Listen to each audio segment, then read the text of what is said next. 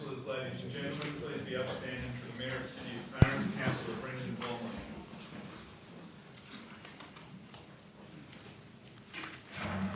Well, good evening and welcome all. Before proceeding, I pay my respects to the Murrimina people as the traditional and original custodians of the lands on which we meet, and I acknowledge the continuing spiritual connection of the Tasmanian Aboriginal people to the skies, the land and the waterways. I pay respect to elders past and present. Before we commence with tonight's special meeting, please let us all pause for a quiet moment of reflection and respect.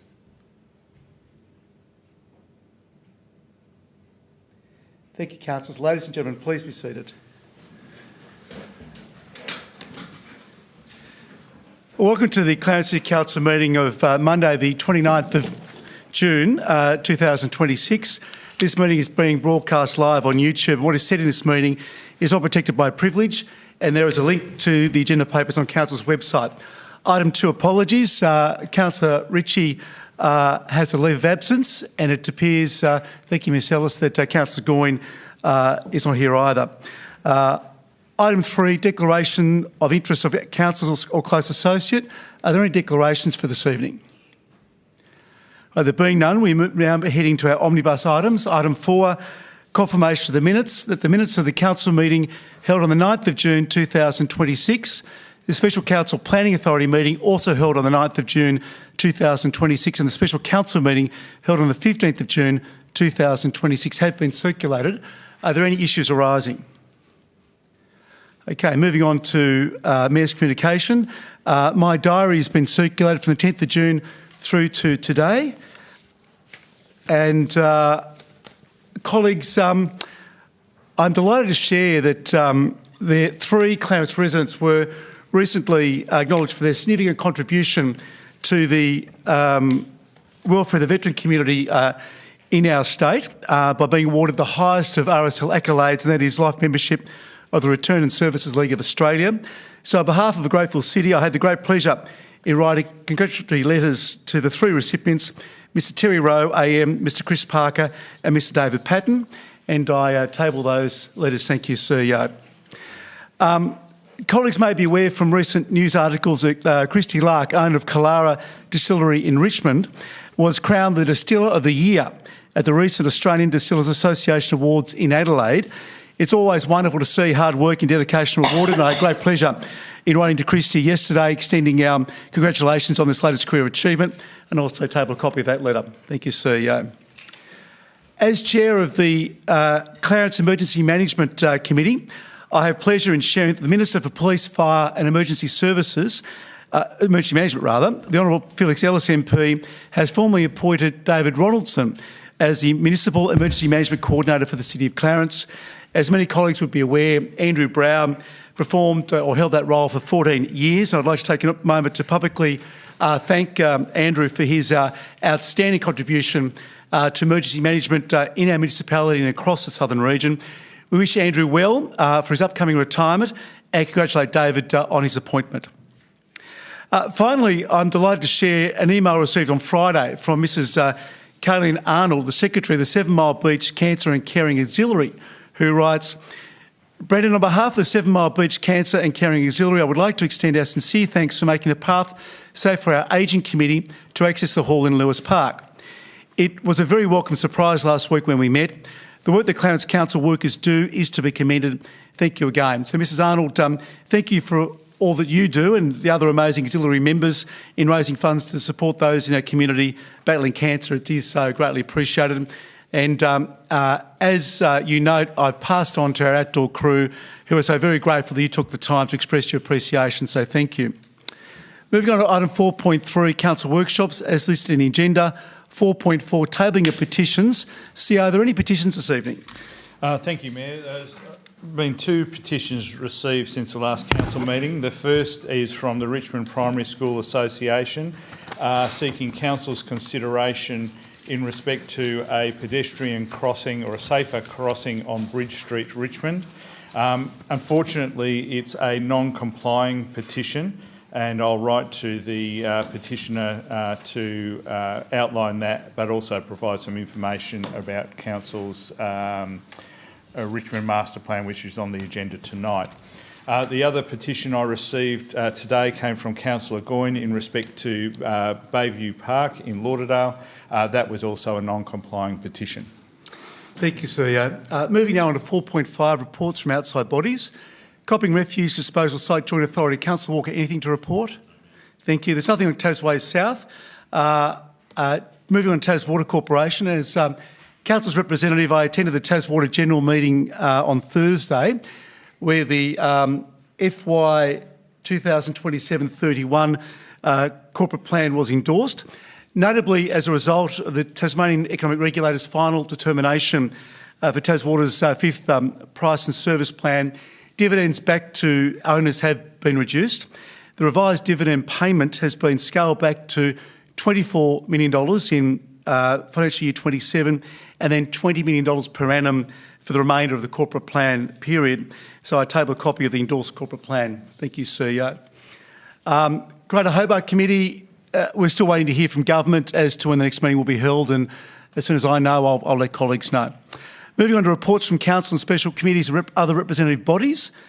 The Cultural Creative Advisory Committee minutes have been tabled. Do you wish to speak to that, Councillor Chong or Councillor Kennedy? No, thank you. But I would like to table the minutes from the Belrive Community Arts Centre meeting of Wednesday the 10th of June. Well, thank you very much. Thank you. Are there any other reports for tabling tonight, colleagues?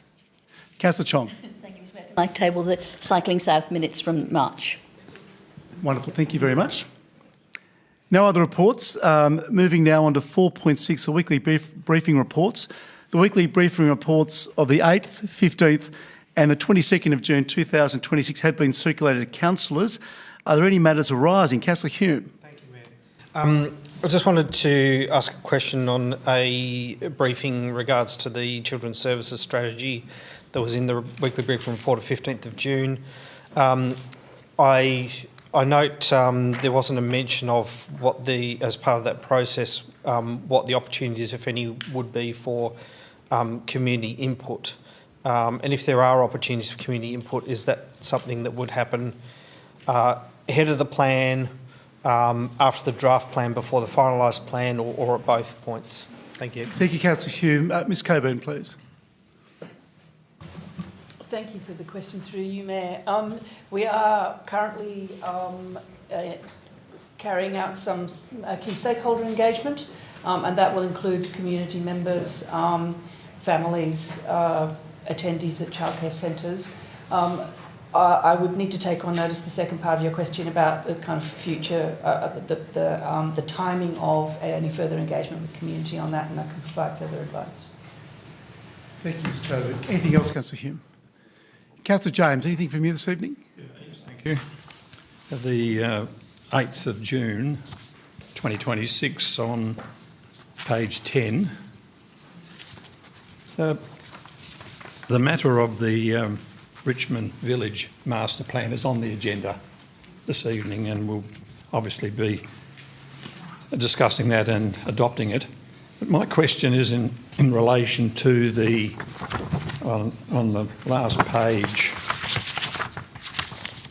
11, and it says, this is regarding a summary, the updated draft represents a refinement of the previous version whilst retaining the comprehensive analysis, conversation and feedback from the community during the extensive process. Where do we go from here? Presumably we will adopt the Richmond Master Plan, but I don't see any recommendation for any project to be included or forthcoming in the budget for next year. So could I just have an update of, where we are going with this and what can we expect in the short, long term? Through you, Mr Mayor, Council has funds adopted already in readiness for the master plan to be adopted, forthcoming to Council tonight. They include in progressing the design on the playground in Richmond Village Green and also investigating traffic trial options along Bridge Street towards the bridge. There may be other projects that I don't recall at the moment, but the master plan does have an implementation plan identifying short actions to be undertaken in the short-term years coming forward as well. Thank you, Mr Graham. Any further, Councillor James? Great news, thank you. On the, excuse me, the 15th of June, page 70, and again I refer to the LED billboard at 20 Loyna Crescent, Montague Bay. The last paragraph says, and I quote, "Hearing occurred on the 30th to the 31st of March 2026, and we are waiting for the outcome." So my question is, have we heard any of those matters or in relation to whether there's been another directions hearing or there's been a stay in proceedings? So that's my question, please. Thank you, Councillor James. Mr Maher, please. Through you, Mayor. Thank you, Councillor James, for the question. As I explained, I think a couple of meetings ago, the Supreme Court hearings were held either side of Easter. They've now concluded. The court is, I suppose, reclused to make its decision. We're advised it's likely to be in the second half of the year, but we have no further updates since then. Thank you, Mr Maher. Councillor James. And finally, on the 72 Esplanade Rose Bay, all parties have agreed to sign a consent agreement and directions from the tribunal are pending. My question is, does the Manager of City Planning have any information to provide us as to whether or not there has been a decision or a decision is about to be forwarded to Council for confirmation, presumably? Mr Maher.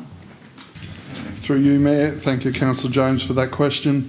On the 24th of June, the Tribunal issued their order with regard to the consent agreement that was signed by all parties through mediation.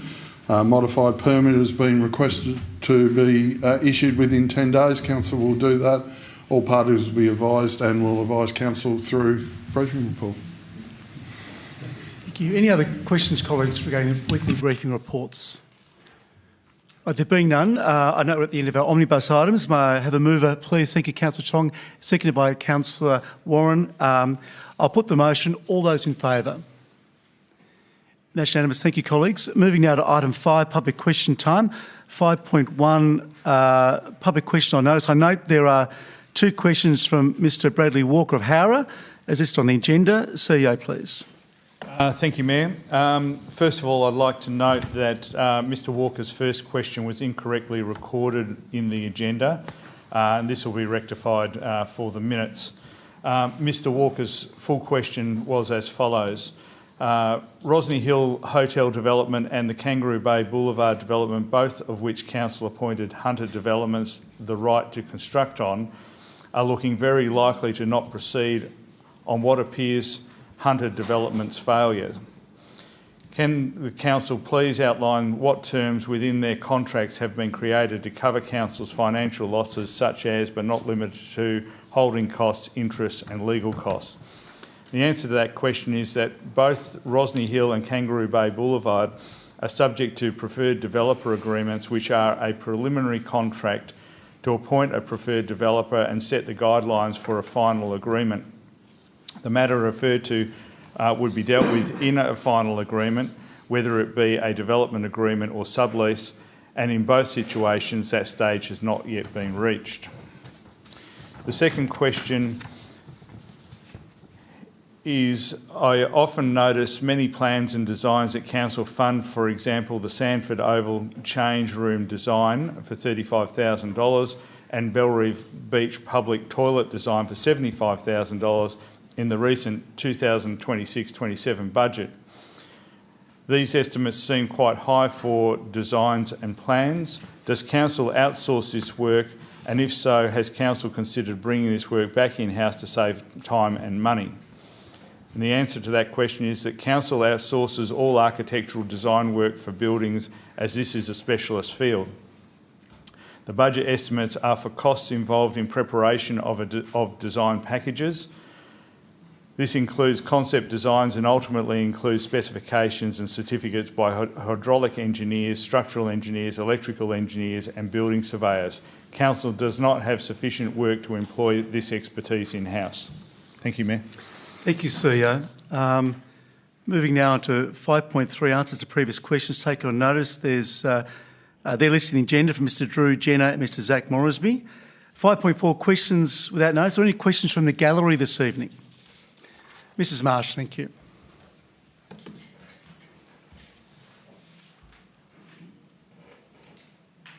I'm Joanne Marsh Belreeve. A legal and peaceful petition focusing on concerns about mayoral behaviour has been circulating in Clarence.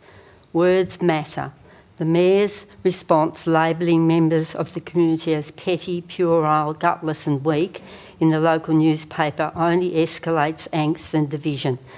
My main concern is language that refers to acts of extreme violence, in this instance lynch mobs, groups who pursue a violent or destructive goal.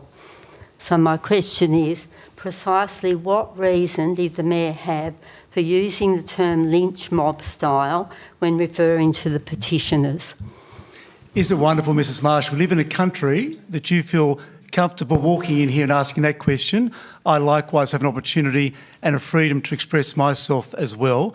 It was appropriate in all the circumstances. Thank you for your question.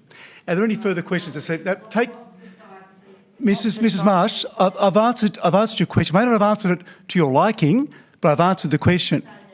No, take your seat, Mrs Marsh. It'll be in the recording. Thank you very much. Mr Marsh, you have a question, I believe. Okay, anyone else have a question at all? Thank you. Mr Walker. Mr Walker, before I call you to ask you a question, I noticed that you're quite mobile tonight. When I walked into the chamber this evening, you did not stand. It's disrespectful not to stand. There's a convention that we have in this place, but you're not standing. If you're capable of doing so, it's disrespectful not only to this chamber, but to this city. So I'd ask in future, please, to conduct yourself appropriately in this chamber. Name and suburb and your question. Thank you. BJ Walker, Howrah. It appears evident that the developer involved with SD 2011-30, or commonly known as Oceania Phase 2 Master Plan, is pursuing to get the final handful of the lots on this subdivision signed off by Council and the titles released. As this development has been ongoing for quite some time, can the Council please assure the community that all permit conditions and associated plans will be fulfilled before Council sign off for these final lots? Thank you, Mr Walker. Mr Maher, are you able to answer that, please? Through you, Mayor, I'll have to take that on notice. I mean, it's a general requirement of Council to ensure that the permit conditions are fulfilled, but I'm happy to provide a more detailed response to the application. Thank you. Thank you, Mr Walker. Any other questions from the gallery this evening? All right. Is that a question, Mr Marsh? No, thank you. Enjoy your evening. Item 6, thank you. Item 6 is deputations from members of the public. Members of the public making a deputation are reminded that they're limited to 3 minutes, and a timer will sound at the end of that time. In the interest of fairness, we'll strictly enforce the time limit. But I believe we have a deputy this evening, CEO. Thank you, Mayor. We do. We have one. Ms Alana Corbin, in respect to a foreshore lease. Ms Corbin, licence. Would it be easy if you could just sit with the microphone? Okay, yeah. If you could please, Ms Shea, assist there. Thank you. Thank you. Fabulous, thank you. Can you hear me? Is it on? We can, yes, it is. Is my 3 minutes started? We'll start as soon as you say your name and suburb. Okay. Mayor and councillors, thank you for the opportunity to speak today. My name is Alana Corbin and I'm speaking on behalf of my family, the Harris family and the Hamilton family. Together we represent a small coastal community who live in Otago Bay. Here we care for a unique waterfront landscape. Originally these waterfront properties extended to the high tide watermark, but at some stage, and I think it was in the 80s, the property boundaries were moved approximately 30 metres inland, creating the foreshore corridor, which is the subject of today's discussion. Successive generations of adjoining landowners have cared for this landscape under various arrangements. In my case, this was under a licence from council. Today, I feel a responsibility to speak on behalf of our coastal community and for the wildlife that depends upon its unique foreshore. Three minutes is seriously not enough time to tell this story, and that's why I've prepared a publication that sits before you today. We respectfully ask that each councillor takes the time to read it before making a final decision. It tells a story that simply cannot be told in this 3 minutes. And may I speak candidly? What has saddened us most is not simply that these long-standing arrangements may come to an end. What saddens us is how this has unfolded. Without warning, arrangements that have protected and maintained this unique environment for many, many years were brought to an abrupt end. Without consultation, the residents who live with the consequences of this decision were given no opportunity to contribute before this matter reached council. Instead, we received notices requiring the removal of infrastructure that had existed long before the foreshore boundaries were changed. And for years, decisions about this foreshore have been discussed around tables where the people most affected were not sitting. Over many years, we've watched council representatives visit the shoreline carrying clipboards and making notes and having discussions. Whatever those discussions were, they didn't include us. We've seen the inspections and now we're asking for conversation, because the people who live with the consequences of this decision deserve the opportunity to contribute before the final decision is made. The good news is there's still time. So before making a final decision, we respectfully ask every councillor to visit the site and to walk the foreshore, meet the residents and please read our publication, and then decide. We care deeply about this land and we care deeply about its future, whether that future is achieved through renewed stewardships, other mutually beneficial long-term arrangements or other appropriate solutions. Our hope is that the people who have demonstrated their commitment to caring for this landscape are given the opportunity to continue to do so. Ultimately, this decision comes down to one question. Will Council simply choose to regulate, or will Council choose to work with its residents to achieve the best outcome for this unique foreshore? We believe the best outcomes are achieved when councils and communities work together. Thank you, Ms Gordon. Thank you.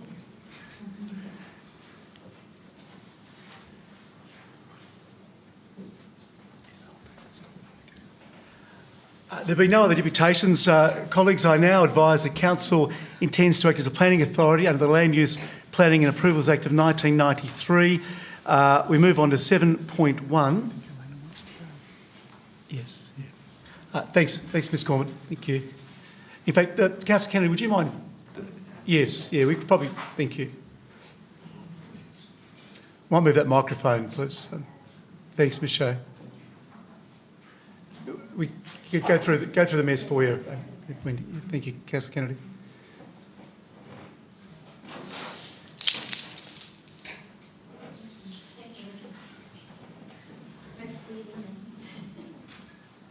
Thanks, Ms Corbin.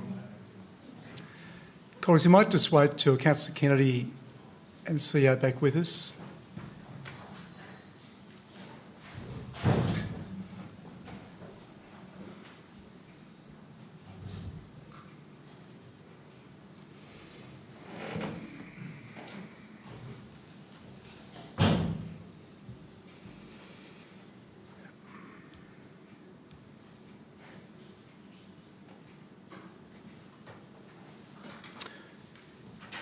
Colleagues, thank you. As I mentioned, we're now acting as a planning authority under the Land Use Planning and Approvals Act of 1993.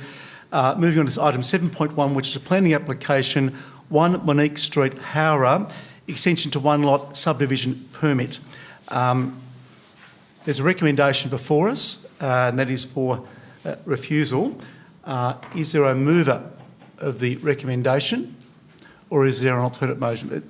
Moved by Councillor Hume, thank you. A seconder? Councillor Hunter, thank you. Councillor Hume, please. Thank you, Mayor.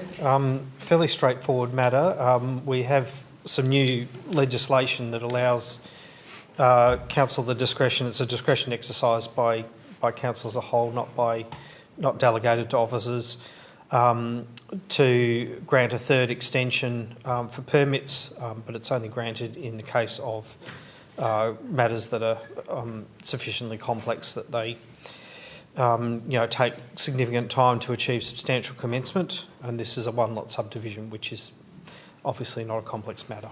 Thank you. Thank you, Councillor Hume. Councillor Hunter? Nothing further to add, thank Thank you. you. Any other colleagues wishing to enter this debate? Councillor James. Thank you. It's an interesting recommendation because this particular matter has been ongoing for a number of years, and for that reason there has been some complications as far as to what degree the conservation area actually dissects, if you want to call it that, some of this land that has been before council in the past. On page 20, it does refer to, amongst other things, the test of substantial commencement is very much a matter of fact and degree, depending on all the circumstances referred to in the permit. And this sort of opens the, as I understand it, to determine as to whether there has been any physical change or any above ground actual commencement of works to enable the granting a further extension. And as it was mentioned a moment ago, it has to be a very good recommendation, as I see it, for this matter to be granted a further extension, as on the basis that the matter of fact and degree, depending on the circumstances, could determine as to whether or not in these circumstances there can be a further extension. And the basis of this recommendation, or the recommendation per se, says that the application to extend the planning permit for a one-lot subdivision for a further 2-year period, which can be actually approved by council if it deems appropriate. But in this case, the further extension is recommended for refusal. In my opinion, and again as a layperson, I think that in the circumstances, that because there is a fairly complicated matter or a technical matter here involved, that I believe that it ought to be extended for a further 2-year extension. And as it has not been recommended for that, it's been recommended for refusal. I will not support the motion.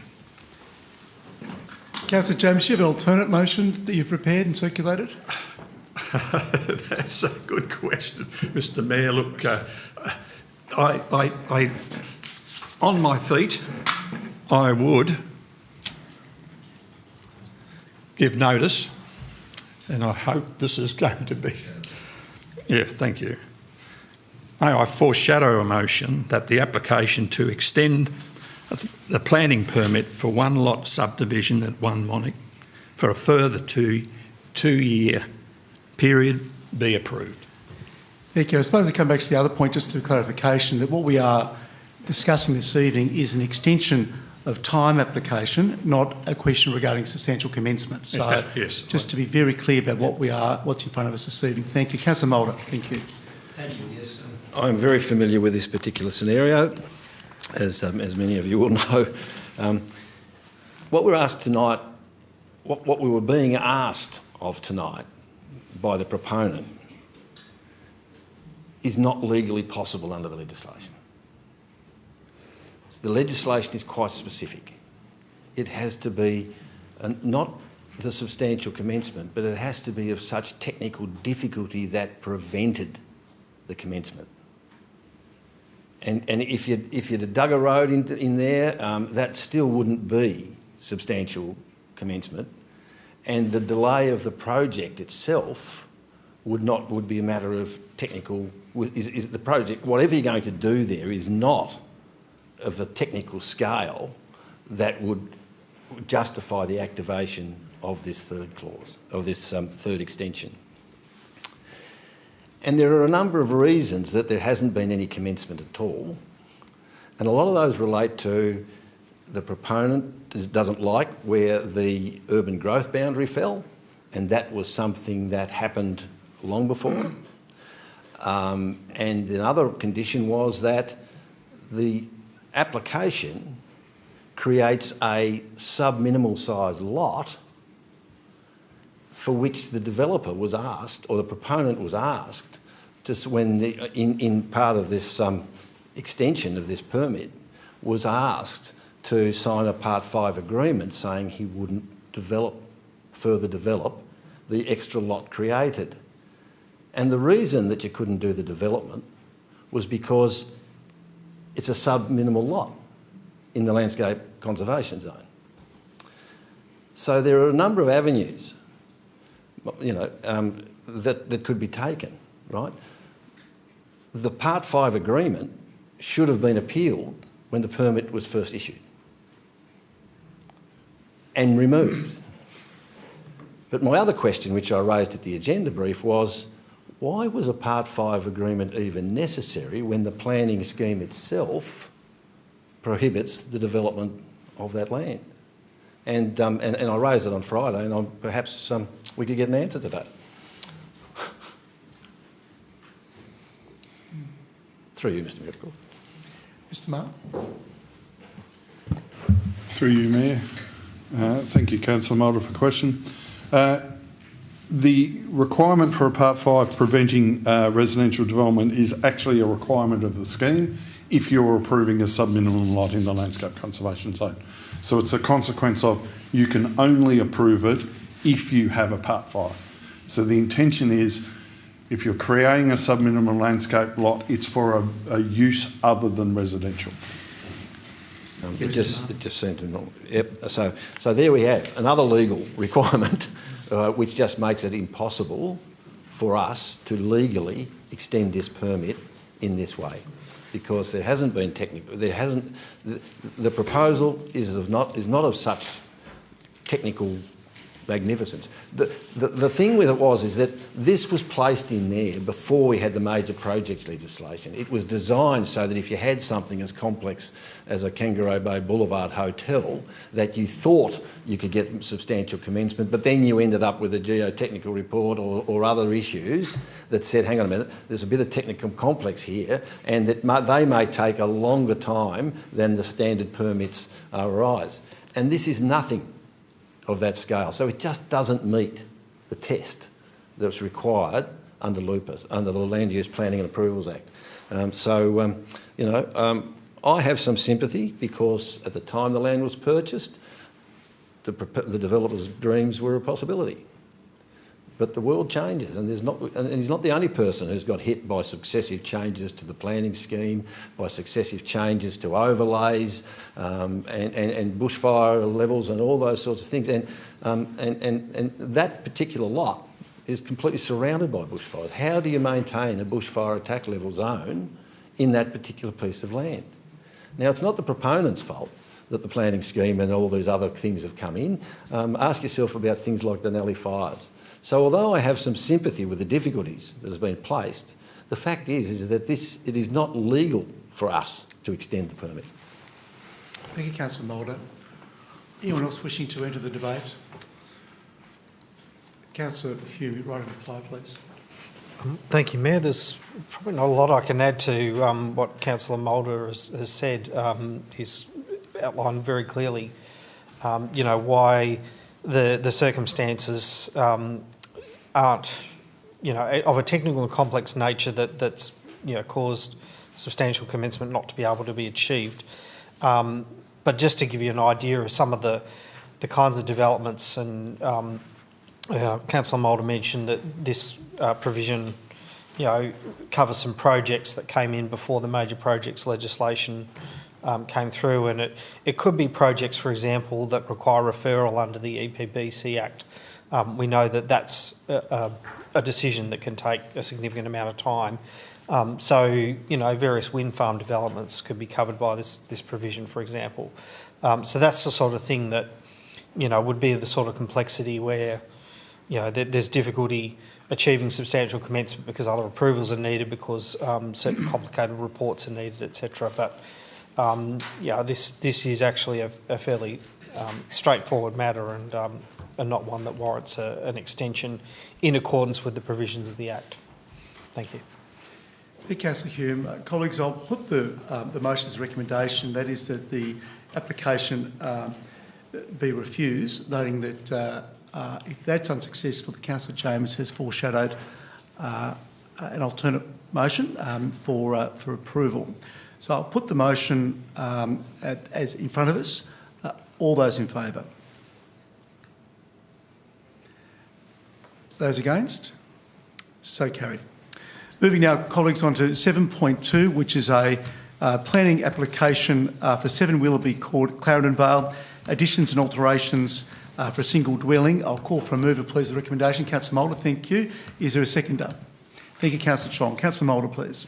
Yes, fairly straightforward. The only comment that I've got to make is if you have a look at this, this is, and this will be discussed a little later, this is the difficulty when you get cul-de-sac lots with, you know, V-shaped blocks, and you're trying to put square houses and square buildings in these particular lots.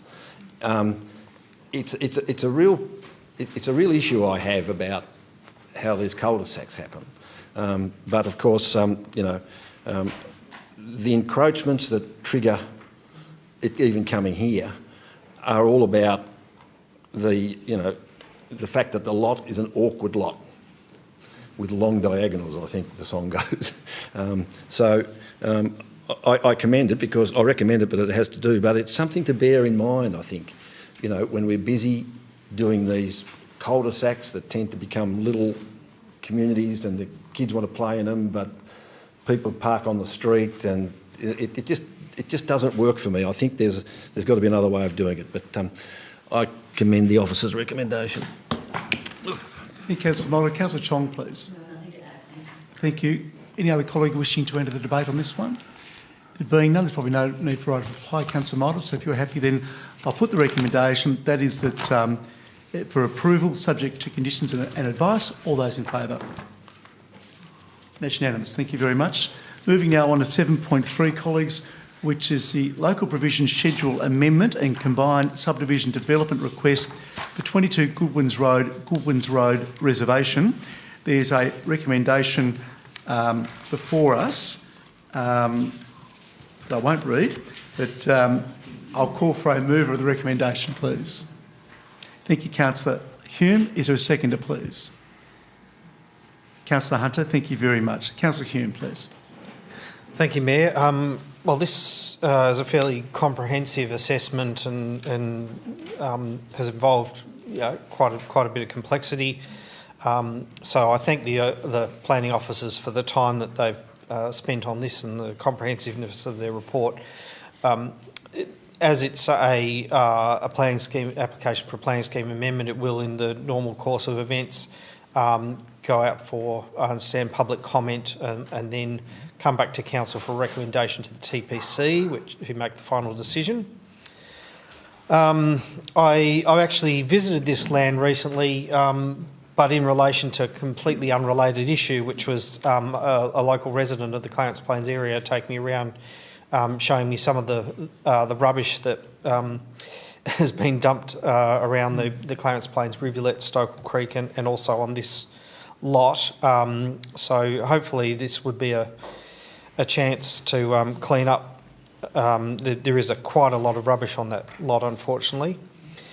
Would certainly make sense. I note in the report the legacy issue of that small parcel of rural zoning on council land. This is clearly not a rural area. It's but despite the apparent complexity of this assessment, it really is just a sort of a white bread kind of subdivision, land abutting existing suburban housing, and it's a logical extension of the suburban areas around it, including connection to existing subdivisions and also the road networks supporting them. And I'm also very pleased to see the open space following the Clarence Plains Rivulet and the Stokel Creek, allowing continuity of open space along those corridors, which allows for passive recreation. And of course, it's within 500 metres of Glebe Hill Village, therefore, good access via active transport. That's walking and cycling to, local shopping and services. Thank you. Thank you, Councillor Hume. Councillor Hunter, please.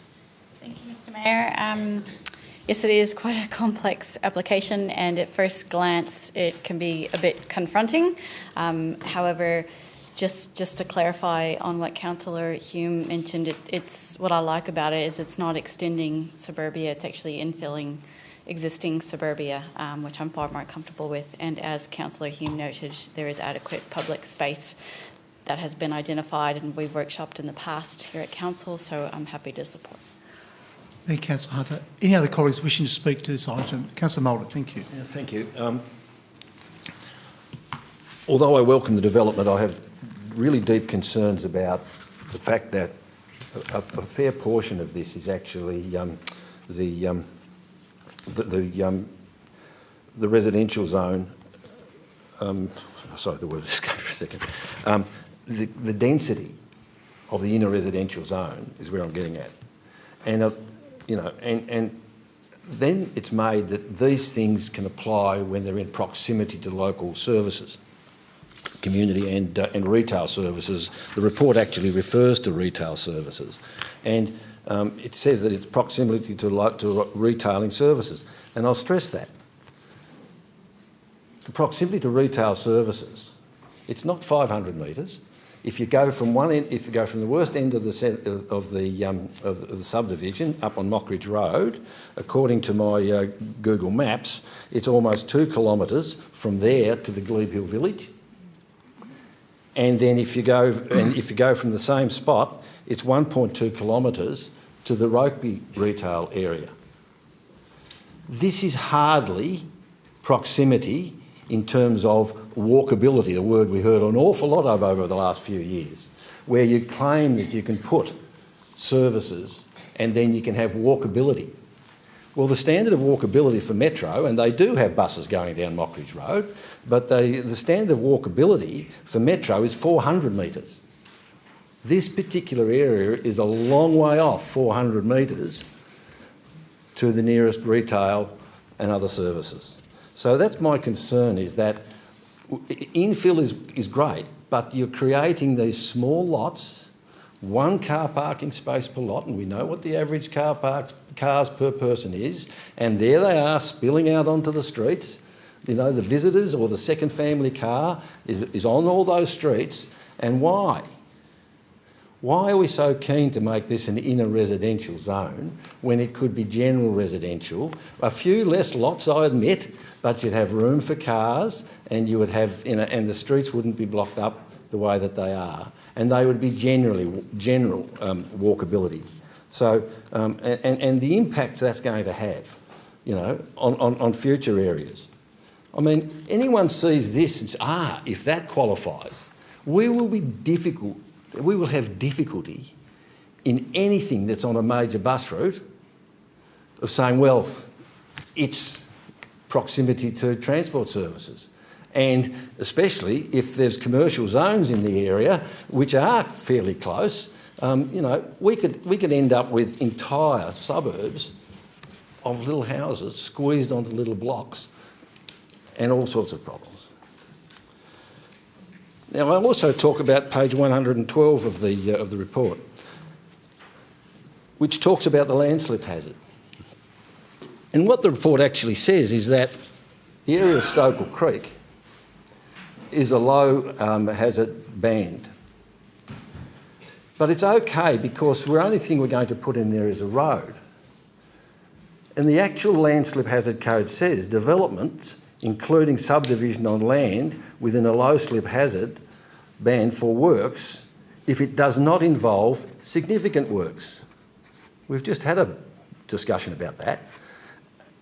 But a road is not considered a significant work, so it's okay.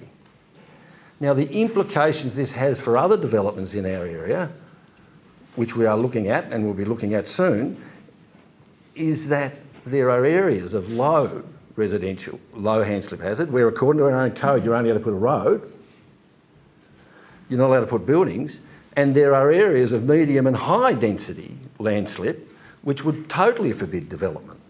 So we're going to have a good look here, and you can talk about engineering solutions, but we'll leave that for a later day. So I have some concerns about this, and I won't be voting for it because I think that we are setting a dangerous precedent by allowing this sort of density of development away from retail services and away from the normal things that people who are living in these sorts of houses could expect to walk to. Zone the top end of Clarence Street where I live, 200 metres around that is in a residential because it's close to a major shopping centre. And there are lots of other areas we could do that. And if we did that now, as all us old people die and leave our homes behind, developers will move in and we will get the kind of intensity that we want around shopping centres. Thank you, Councillor Mulder. Any other colleagues wishing to speak to this item? Councillor Ducker, thank you.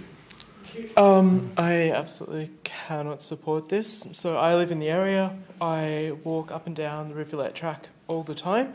It has been death by 1,000 fucking cuts on this. Sorry. I didn't hear you, Councillor Darko. Thank you. I don't think we need to repeat though, thank you, but let's just remember, thank you. Yeah, just going through there and seeing just more and more and more of these beautiful natural spaces that the residents have been enjoying, just falling and falling and falling. And I don't know why we're going with this tiny little narrow strip of bushland, knowing that this is an area where we've got lots of wildlife. I drive down this street all the time. We have lots and lots of roadkill on this street, and we're kind of making the problem worse by just putting in more houses and more cars instead of looking at how we can preserve this strip of beautiful nature that's existing right here. Thank you, Councillor Darko. Sadly, roadkill's not unique to that part of the world, but certainly take your point. Thank you. So, Councillor Walker, and let's watch our P's and Q's, please. Yes. Look, it's an interesting sort of title, isn't it? In a residential, and I think inner city is not Orwellian to suggest closer to a CBD, closer to an intensity hub, and where we're hoping this zone to sort of really be useful in Clarence is around really tight proximity to existing hubs.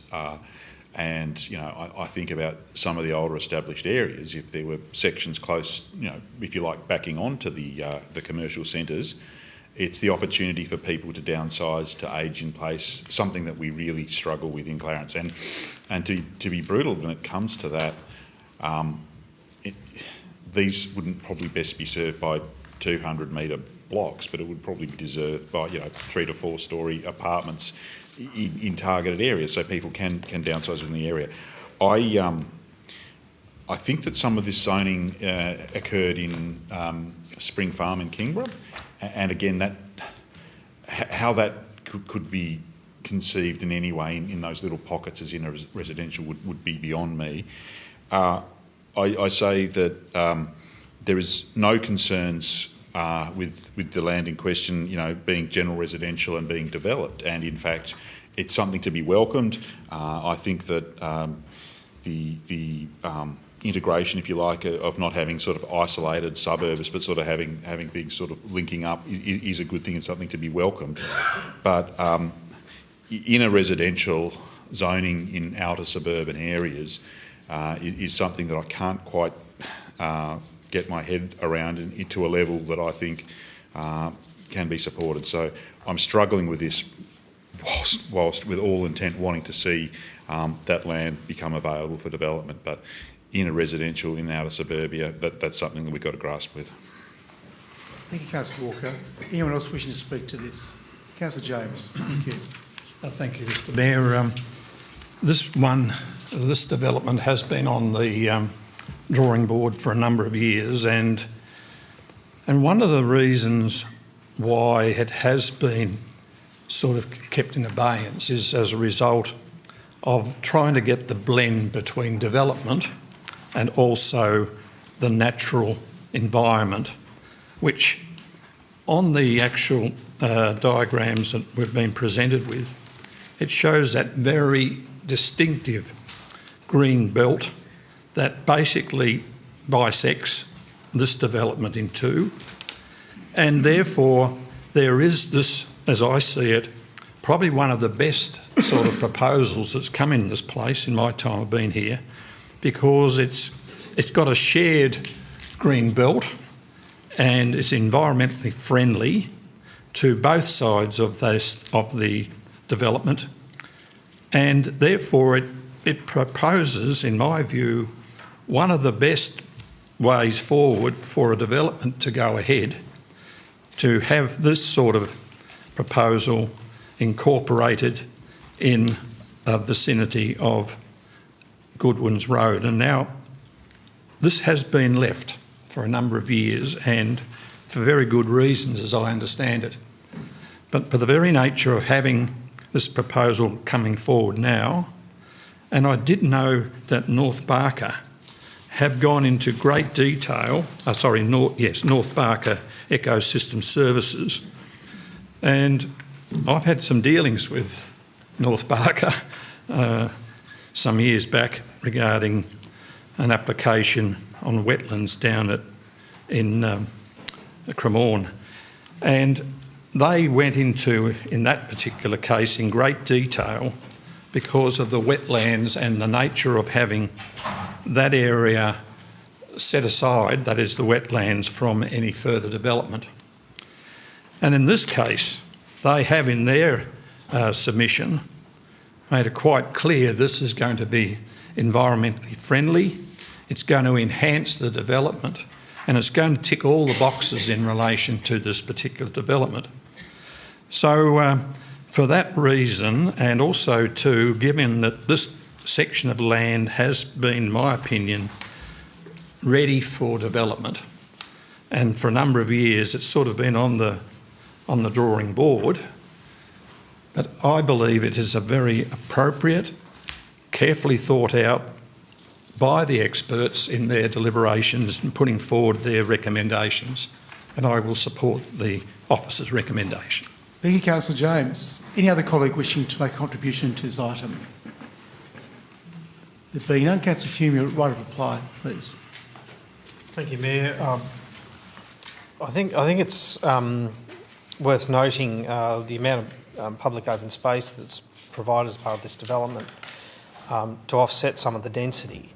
But the reasons for the density are set out in reports accompanying the application, and in terms of the inner residential zone, it talks about offering a wider variety of housing types. I think one of the things I'm certainly concerned about in Greater Hobart as a whole is we've become accustomed to this urban sprawl as development, and there is a lack of dense housing options, whether it comes to sort of apartments and townhouses, but also smaller houses on smaller blocks to suit people in different circumstances, different stages of life, and that's basically what the developer's aiming for. It seems to me to be a logical option. I mean, of course, here we're at the stage of just asking the question, is there a prima facie case that the planning scheme amendment that's been put forward is compatible with the criteria for planning scheme amendments, which will then have the further opportunity for people to comment on that and for the TPC to assess that further. And I believe there is a prima facie case. We'll see what representations come forward. The TPC, of course, will make the ultimate decision. and based on representations, they may decide that the inter-residential zone isn't appropriate.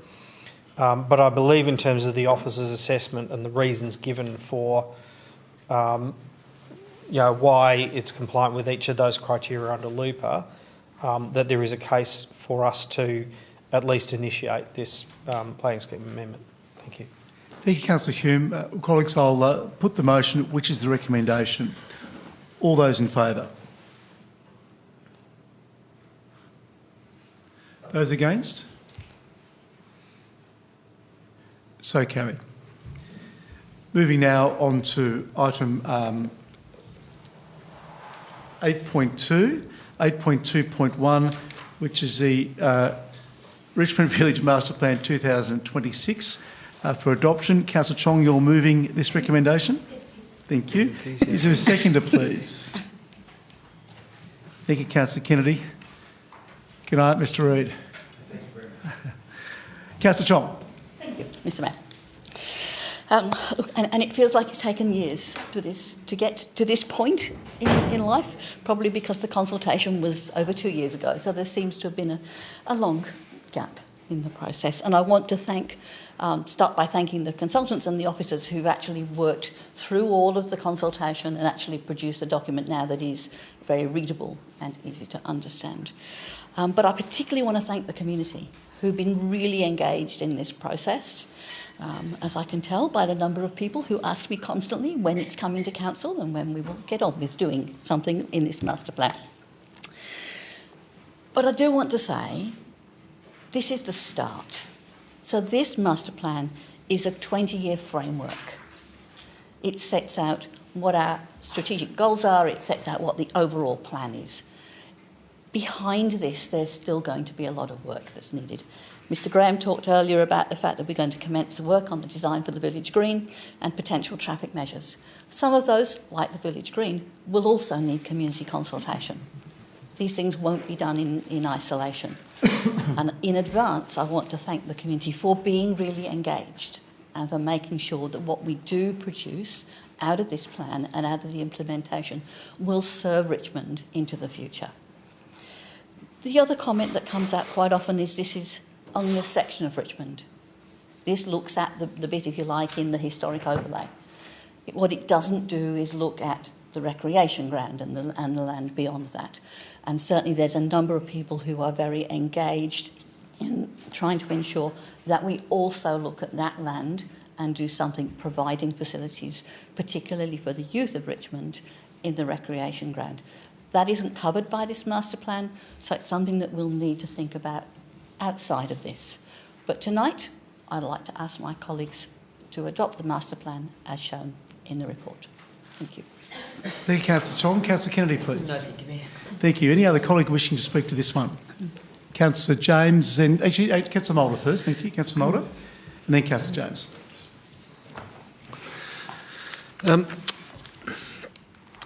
I'd like to commend the member for Richmond. I'll get your title right this time. For bringing this forward. I know the amount of effort and work she's been put in trying to steer this and to whip the horse into a trot instead of a canter, instead of a walk. And it's to be commended. We're looking at a framework about how we restore this wonderful Georgian village and how we keep it as to be probably the only tourist attraction currently drawing any number of tourists within the whole city. So, I was there on the weekend having a look at this and I'm being bowled over by tourists everywhere. And, so it is a major driver of this thing. But beneath it all becomes the wider area behind this and the traffic solution. And, I've been a long arguer that we need to connect Brinktop Road through the back to the current intersection where the link road from the other side comes through. Now, I'm not allowed to call it a bypass because it's a heavy vehicle link road, apparently. That is absolutely needed to protect the bridge. And then we can start to think about Bridge Street and its historic significance and how we can bring it back there. Like maybe we could start getting rid of some of the 19th and 20th century facades that have been placed in front of the Georgian buildings.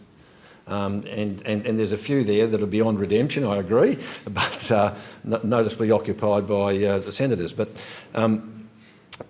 the thing is that if we build this bypass, we can then give some serious thoughts to actually turning it back into a no-vehicle main road, because we could get the other things through there. These are things to think about, because at the moment, what we're doing is we're making it an alternative highway rat run for the people from Sorrel trying to get to the Bowen or even the Tasman Bridge, because East Derwent Highway works better than the Tasman Highway. So, that's the area that we're going to have to start to think about now, because it's just amazing to think that you're sitting in this lovely Georgian village with all the characteristics and the, and the open space and the village green, and then we've got all the commuters running their cars right through the middle of it.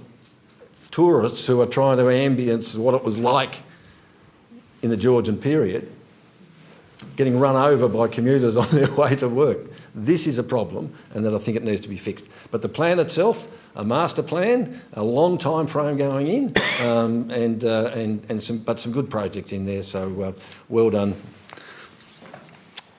Thank you, Councillor Mulder. Councillor Jones. Thank you. The interesting aspect of this, and I mentioned it earlier under the weekly briefing report, is that the Bridge Street and Village Centre priority has been identified as part of the ongoing development that will happen within the next, few years. One of the aspects that has been singled out has been the bridge. And part of the consultation was, in fact, and it was probably one of the key drivers within this actual development of the plan, and that was as part of preserving the stability of the bridge, and there was even discussion about it making it one way as distinct from currently two-way, and also I think was to restrict or put some constraints excuse me, on the heavy trucking that obviously at the moment they can still use, although there is I think a vehicle time limit on the bridge. So that has been probably the centrepiece of this question as far as the community is concerned. The other part of it, which I have always taken an interest in, and this council has always identified Richmond as its jewel in its crown, as part of our promotion, and we spent a bucket of money on over the years, and for good reason. But the future of the village-wide streetscape improvements, including upgraded paving, energy-efficient lighting, additional seating, landscaping and unified wayfinding, will be guided by heritage-sensitive design principles. Now that's a mouthful. On the one hand, it's saying we want to upgrade paving, we want to have energy-efficient lighting, etc., but we want to be guided by the heritage-sensitive design principles. So I reckon that's going to be a challenge, because if we're going to try to maintain as much as we can of Bridge Street in its current format, and there have been some buildings that have been built, and I note the chemist, and at the time when that was coming to our planning scheme for Richmond, as it was at the time when we were dealing with not only the Clarence planning scheme but also the Richmond planning scheme, and we had a lot of discussion at that meeting as to whether or not that particular building ought to be built of that nature and size, and in fact we approved it, and quite rightfully so, because it does blend with the ambience and also the streetscape.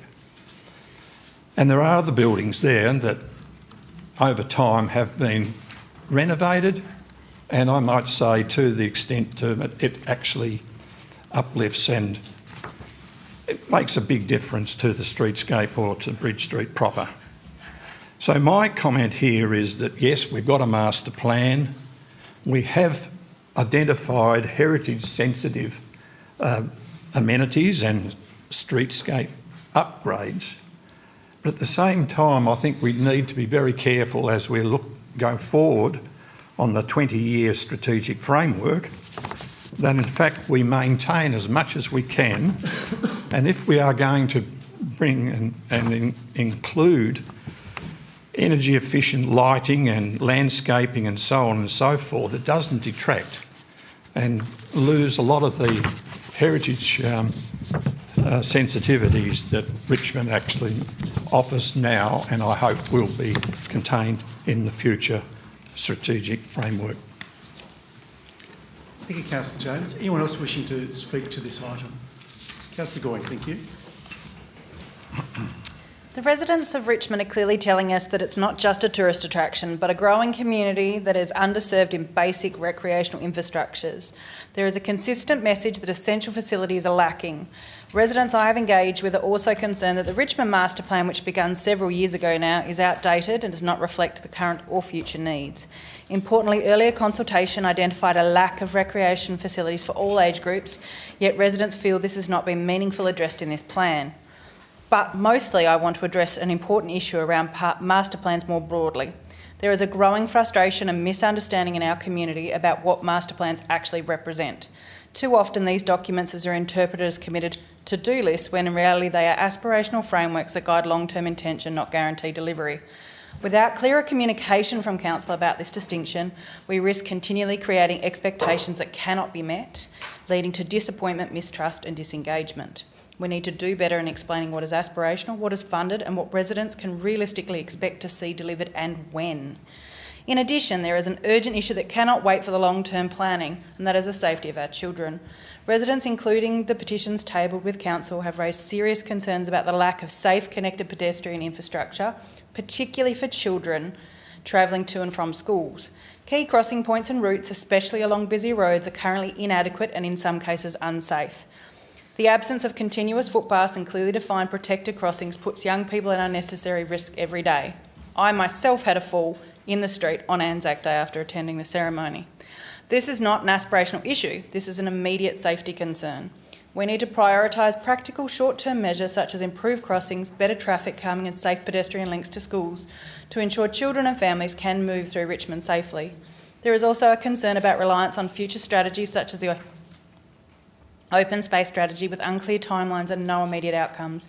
Ultimately, the community is asking Council to work with them to plan, fund and deliver an inclusive intergenerational recreational space, aligning with our priorities for wellbeing, belonging and community engagement, ensuring Richmond is not left behind. Thank you, Councillor Goyne. Anyone else wishing to speak to this item? Before I call on Councillor Chong, I'll enter the debate as a council monitor mayor and share with you that several months ago now, News Limited reached out to me and said, we're going to do a piece on the Bush Summit. We'd like to do it in Clarence. What do you recommend? And I said, well, you can't go past Richmond.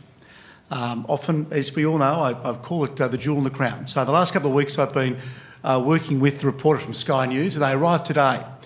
And the reporter called me and said, I've got an issue, Brendan. I said, what's that, Joni? She said, it's just so beautiful. The people here are amazing. The food and the produce here, it is first class. And Councillor Kennedy would relate to this. She said, I've only got 3 minutes. And she said, if we could do an hour-long show and then have some leftovers. So today, Sky have been there. I'll be meeting with them tomorrow. They're also meeting with other local identities in the Richmond area. It is a beautiful part of the world, and I commend the team because I know what work has gone into this from an engagement perspective. And all points raised here today are extraordinarily valid. Clearly there's a defined area for the actual master plan itself, which doesn't take in the recreational facilities, but Mrs Harmson and Mrs Ross and Mr Jenner are engaging very constructively with Council on that, which I really welcome. But it is good to see that we're at this stage now, and now that we've got the master plan, it's up to us as a council to deliver for that jewel in the crown. So to the team, just a big thank you, and over to you, Councillor Chong, for your right of reply, please. Thank you, Mr Mayor. thank my colleagues for their comments, and I guess a couple of things I would just touch on. Yes, Link Road would be lovely for some people. Absolutely, it would take some traffic through away from Richmond. It wouldn't help those people who come down Brinktop and go, because it's quicker though, because they're not going to go out through Prosser's Road. They're going the other direction. So while it might help some, it's actually not going to be of a great deal of use. What will be much more use, I think, is the work that we're potentially doing on traffic calming measures and making the traffic through Richmond slow down and also be safer for everybody crossing the road. As someone who turns out of those streets, one of those streets regularly, it's a very difficult area to manoeuvre around, and some quick wins in terms of traffic calming measures would be really very sensible for everybody. With regards to the bridge, yes, obviously, of course, the bridge is really important to Richmond and important to Clarence as a whole. But I will say my understanding of the bridge is actually we don't want weight restrictions because it relies on weight to keep it safe. Speed is the problem, which is why there's a speed limit on the bridge and needs to be maintained. And also, talking about, as Councillor Goyne mentioned about safety, Richmond Bridge Street is on the list of roads that Councillor's looking at to see whether a reduction in speed would be appropriate. So there are a lot of things happening in Richmond, not just in relation to this master plan, but on a holistic point of view. But tonight, I seek my colleagues to support to adopt this master plan. Thank you, Councillor Chong. We'll put the recommendation. All those in favour? Those against? Councillor Goyne, are you abstaining? Abstaining by Councillor Goyne. All right, thank you, Councillor. That's so carried. Moving now on to, nothing for 8.3. Some would say Ms Murrell's done quite a bit in recent times, so no financial management issues this evening. Moving on to 8.4.1, which is under governance, submission in response to Kangaroo Bay Hotel major project proposal consultation. There's a recommendation before us. I'll call for a mover of the recommendation, please. Thank you, Councillor Hunter. Is there a seconder? Councillor James, thank you. Councillor Hunter, please. Thank you, Mr Mayor. This recommendation is just to note the initial assessment report and endorse the attached submission. I'd like to thank councillor officers for their time in putting together a very thorough submission and seek my colleagues' support. Thank you, Councillor Hunter. Councillor James, please. Yes, look, it has been covered in great detail going back to when the development proposal D 2016/506, the proposal was for a premium standard waterfront accommodation hotel and TASTAFE linked hospitality training school. It came before this council, and I was the only one who voted against it. And I voted against it because it was over the top, it was not in keeping with the area in question, it was a blob on the foreshore, and by the very nature of having this particular development on a pristine location on our foreshore, I couldn't bring myself to support it, and I have been one of the people that has said, and I did put forward a motion to buy it back, but I was beaten to the jump at the time when Councillor Ritchie, I think, her motion beat me to the jump, but that's by and by. So we've gone through that, and that is currently the matter is before the courts, and that will take some time in order to be able to, as I understand it, be able to have some decision through the Supreme Court. What is now before us is, of course, our submission, and may I say that the Minister for Planning at the time, the Honourable Michael Ferguson MP, refused to declare a revised Kangaroo Bay Hotel proposal as a major project, citing that it did not meet the requisite criteria under Section 60M of the Land Use Planning Approvals Act of 1993. And that was a commendable decision on behalf of Mr Ferguson, and it's too bad he's on the back bench in the Parliament at the moment, because the fellow has a lot of ability, and I think the government of the day would really need his support and enthusiasm in their agenda. So the recommendation that is before us is in fact that, and I wholeheartedly support it, I think the officers have done a tremendous job on page 452 in its summary, and I think from memory it does really encapsulate what we put forward, and I stand corrected on this, Mr Mayor, as what we submitted and what the Honourable Michael Ferguson basically had at his, at the time, he made his decision. So these particular process of which have been identified under 2.2, and I'll just say, just refer to dot point 3. The proposal relies upon consolidation of lots which cannot be brought through the sealing process as a result of a major project permit, and the proposal is deficient in the provision of car parking on site and relies upon unsupported traffic evidence. So, where are we? It will be open to public consultation, and I understand that there has been a time set, I believe, for submissions to close. And just on one point, I would just like to seek the Manager of City Planning's comment. As I understand it, on the original conditions, there was a shared pathway of 4 metres, which was a condition of the original submission. I do note that there is reference to the 4 metre pathway being obviously as part of the proposal. Could the Mr Maher perhaps confirm that in relation to that 4 metre pathway as it was a condition on the original submission, please? Thank you, Mr Maher. Through you, Mayor. Thank you, Councillor James, for the question. Just in relation, you'll see on page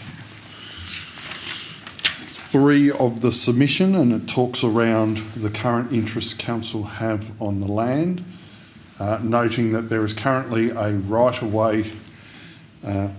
of carriageway in favour of council on lot 8, and a right of carriageway in favour of council on lot 11. Now, what they are is, one is a 4 metre foreshore right of carriageway, and the other is a right of carriageway through to the Belrive Yacht Club. They currently exist on title. Thank you, Mr Maher. And having had that confirmed, thank you. I support the officer's recommendation. Thank you, Councillor James. Anyone else wishing to talk to this item of noting and endorsing the submission? Nobody else? Councillor Hunt, there's probably no need for right of reply. All right. Sorry, Councillor Walker, do you want to talk? Yes, I'm not sure. I'm not sure I was the only one. Councillor Walker, thank you, but please, in future, try to get my attention. Thank you, Councillor Walker. Okay. So this is before us, and in some alternate universe where the next minute of gibberish is truly inspiring and moves hearts and minds, I do foreshadow an alternate, which would be that Council endorses the changes recommendation A, so it reads, endorses the initial assessment report on Kangaroo Bay, etc., and B, withdraws all current actions in relation to a buyback of the site. So let's see how I go with convincing you. I think this is, I think it's absolutely bizarre that we are engaged in a process to try and stop a desperately needed visitor accommodation facility in Clarence. I note there was some talk about the site being pristine. It's a neglected car park. It is a sad, it's a sad sight to see as one. I I rise on a point of order. Thank you, Councillor James. On the basis of relevance, we have a discussion in relation in to fairness, this. Councillor James, no, I think you had a little attitude. So I'll extend the same to Councillor Walker, but I would ask him please to be concise. And just so I'm clear, and the chamber's clear as well, your suggestion that your motion, your foreshadowed motion, is that council cease all action, and I take that to include the Supreme Court action. Yes. That's been going on now for over 2 years? You could almost say 3. Okay, well, all right. Well, that's your foreshadowed motion. I haven't seen it in writing, but I know there's a couple of just word changes, but that's your foreshadowed motion. We're definitely putting the motion first. I will give you a little bit of latitude, but I think it's really asking a lot of colleagues to come in here at this 11th hour with this sort of approach. But having said that, I did give the previous speaker some latitude. I'll take a point of order from Councillor Mulder. So, Mr Mayor, we're here debating whether or not to put the submission. The foreshadowed Part A, that's fine. We can decide as a council not to put the submission. But to load it with Part B seems to me a question of relevance to the motion at hand. To withdrawing all the other action, which this has got nothing to do with. Yeah, and that's the point, I think, of relevance that I think Councillor James was trying to make. Councillor Mulder, there is some strength to that argument. However, it's a foreshadowed motion. The first motion, the recommendation will go first. We'll see how that goes. Then we might seek some advice if we have to come to the foreshadowed motion as to where we're at. I will give Councillor Walker as much latitude as I gave the previous speaker. So, Councillor Walker. I appreciate that, and I would hope colleagues would see the benevolence in me foreshadowing a motion rather than raising to my feet and moving it. Given the history around this motion and the table when it was considered back in March 23. When it was considered back in March 2023, there was it was done so in the full knowledge that the proponent was willing to walk away if they hadn't substantially commenced in 2 years. So now we're looking at not getting to court till, if you like, 4 years from that time. So that's a squandered opportunity, as is the 350-odd thousand of rates the site would be generating, as is the nighttime economy it would be stimulating. It is also a fact that council has no plan for the site, that should the site come back into council ownership, that's when it would commence. And that also council has not allocated money as contingency to actually purchase the site should those stars align. So I won't be supporting this, and I think that council will rue the day that it lost the control of guiding a hotel. I do note quickly that there is talk about, on 2.2 says, in summary, whilst the development of the hotel in the area is not inconsistent with the planning scheme, planning strategies or strategic intent of the area. So not inconsistent means it is consistent, I think is fair to say. The other bit, and I do note there's some points there, in relation to it being, not being of an iconic nature, I think the feedback was given to the proponents that people didn't want big and bold and loud, and so they went with something in more muted tones and to if you like, blend in as much as possible when providing that level of accommodation. So I think, I rise to my feet on this, and I do so because I think this is one of the real blunders that this council has made of this term. But it was 10-2, and I'm not sure my words have won hearts and minds, and as such I'll sit down. Thank you, Councillor. Before I call on Councillor Warren, who is next, I will just say that if the motion for the chair doesn't get up, we fall to Councillor Walker's motion that Part B of his motion will be considered in closed council. It will not be appropriate for that to be considered here. There's other issues too, if we get to it, that I'll just receive some professional advice of the ramifications of such a move. But Councillor Warren, please.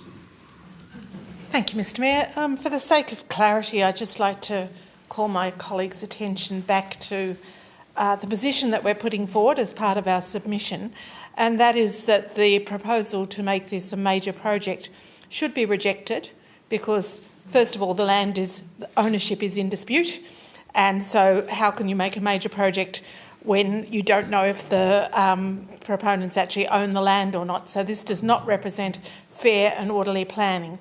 Secondly, the proposal is reliant upon other approvals which are fundamental and which are unable to be advanced. Accordingly, the proposal cannot be brought into effect. Thirdly, the proposal is deficient in its description and documentation to such a degree that the panel is unable to reasonably determine it. And finally, as has been mentioned before, the proposal does not satisfactorily address the assessment guidelines that would qualify it to be a major project.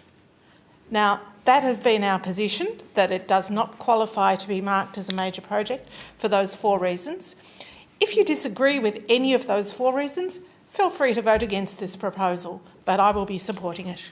Thank you, Councillor Boyne. Any other colleagues wishing to enter the debate? Councillor Mulder, thank you. I'm going to ask for some latitude. You know me, firm and fair. The bit about the continual extensions, and it's like, oh, you know, we had to keep extending, you know. No, they didn't. No, they didn't. They could have commenced construction, but chose not to do so because they didn't have the operators lined up. So what they did, they weren't prepared to take this, the risk of building something and then not having the operator locked in. And the whole thing was always about the education facility. It started off as a trade training centre, if I recall the MOU signed in Shandong. And then it became a master's degree in cutlery arrangement and bed making, or whatever that is, for the hospitality industry. And successive operators of that thing kept falling over. They couldn't get them, they couldn't lock them in. And we who were parties to some of those in-confidence discussion know very well that those operators were never going to appear. But they could have commenced construction. They could have got the first floor out of the ground. And then the land would have transferred them to me. We wouldn't be in this courtroom drama. But they weren't prepared to take the business risks. They wanted us to bear those business risks. And that's what brought us here.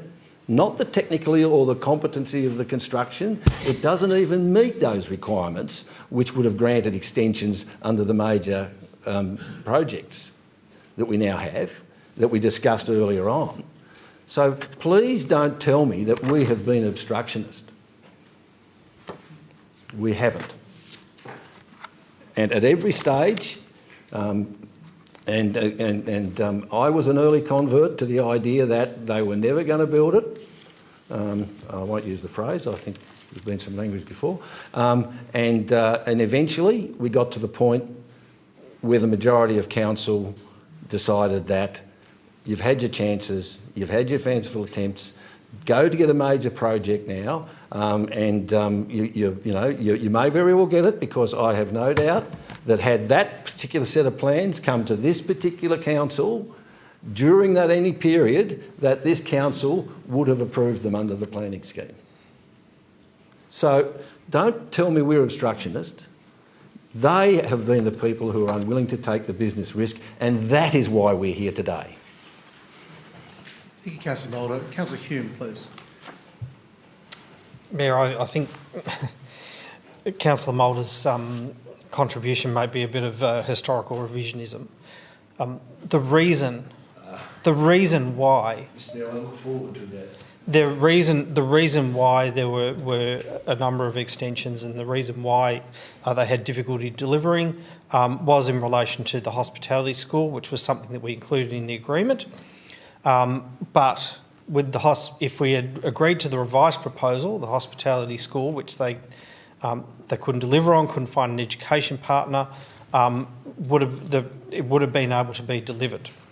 And in terms of achieving substantial commencement, I don't think that was because they didn't want to take the business risk. I think it was because they were acting in good faith. Because the amount they could have spent to achieve substantial commencement is less than they spent trying to defend their ownership of the site. So, you know, if they wanted to act in bad faith, they could have easily made a false start, spent less money than they possibly have now, and had the ownership of the site locked in for whatever they wanted to achieve. Okay? But they chose not to do that because they were acting in good faith, because they wanted to work with council. And now I have a great deal of difficulty. I've had a great deal of difficulty considering how I'm going to vote on this, because in terms of, yes, there are some important points made in the submission that the proposal as presented has some deficiencies and some issues that need ironing out, which would in a normal planning process. But I do have a great deal of difficulty voting for a submission, and there may be a submission I could support because I would like to see those points made in relation to the carriageways and the parking and so on. But at the same time, I find it very difficult to support something that is going to oppose something going forward that would basically be, I see as the only opportunity this site has. A $65 million development that we as a council have chosen to reject, that would transform our waterfront, that would bring visitors and economic activity to Kangaroo Bay, that would give Bellerive a nightlife like we've never seen before, and create a range of great event spaces. And we were talking earlier about Richmond being a jewel in the crown. Kangaroo Bay, I think, also has the potential to be the jewel in the crown if something like this was to go forward. But the other reason for my reluctance to support something that's saying no, we don't want to see this project go ahead, is the unanswered question of what is going to go forward on the site and how it's going to go forward and who is going to fund it. Because a site with this value needs a development of this kind of this nature, of this scale, to make efficient use of the space, to be commensurate with the value that this site presents. And the fact is, something of that nature is not something that the council has the funds to deliver, and it's not something that any other large developer with the resources of Shambroad is going to bother delivering, given the experience that Shambroad has had with this site. I simply cannot comprehend the insane decision that council made in 2023 to reject the developer's revised proposal, and that decision has condemned this site to remain vacant for the foreseeable future. Yes. You finished, Thank Councillor? you. Yes. Hume, sorry. Councillor Mulder, do you wish to proceed to point of order? I think that there's something about reflecting negatively on previous council's decisions, and that was a clear case of doing exactly that. Council made its decision. Thank you, Mayor. It's made its decision. Thank you. Withdrawn. There's been a lot of latitude tonight for this. What Councillor Warren correctly pointed out, it's quite simple, fairly straightforward sort of issue, but everyone's had an opportunity to talk on it. Yep, someone sent me a message saying a lot of soapboxes tonight. That's great, and that's democracy in action. So, any other colleagues wishing to speak on it? Councillor Goying, Councillor Darko, Councillor Chong, Councillor Kennedy? No? All right. Councillor Hunter. Right of reply. Yes, and we are here tonight to note the initial assessment report and endorse the attached submission. It caught me a second time.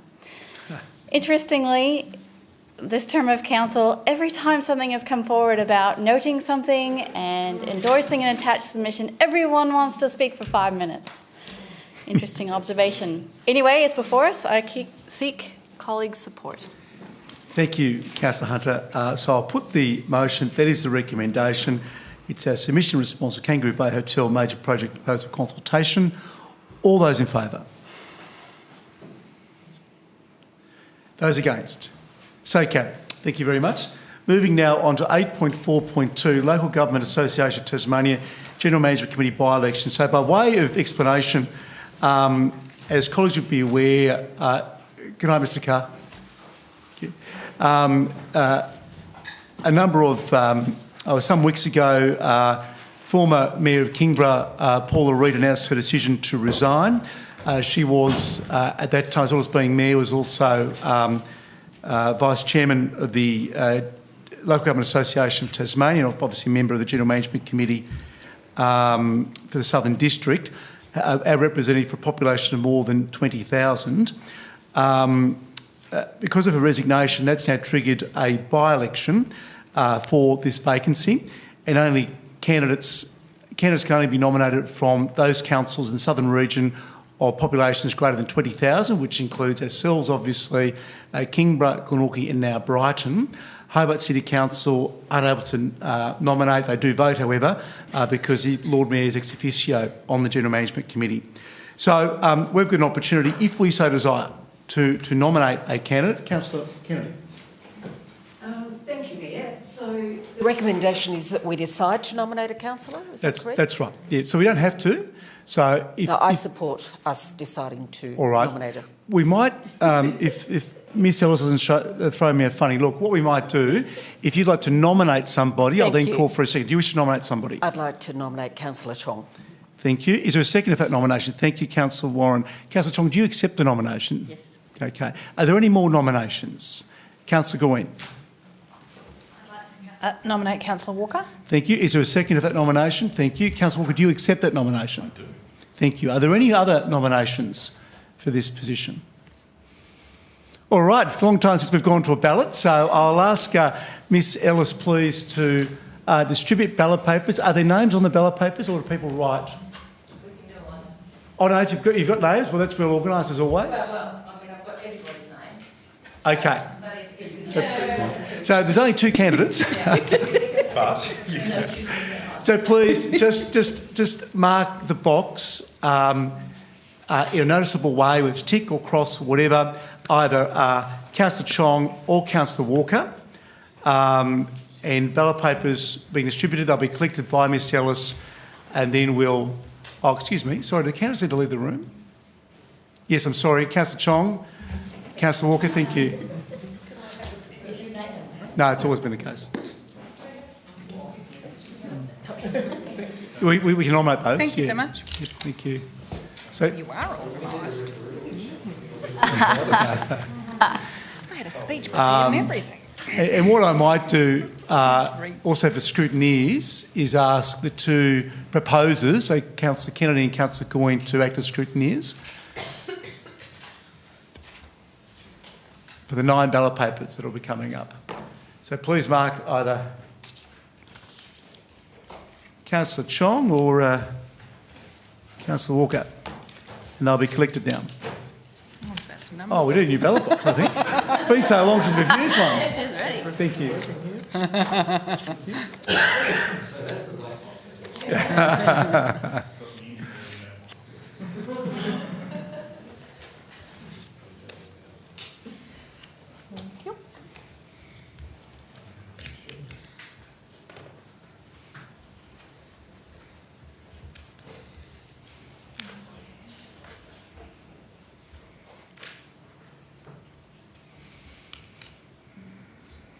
All right, scrutineers, if you'd like to come up, please, to the side table here.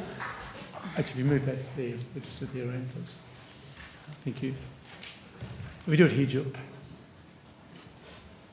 Thank you. Make sure there's 9 rather.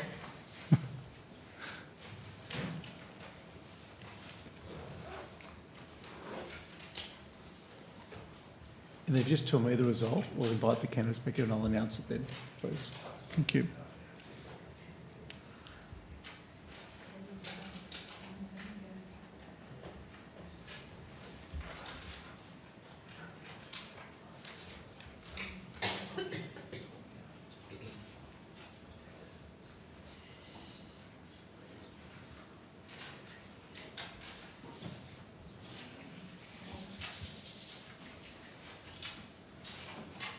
If you could invite them back, please.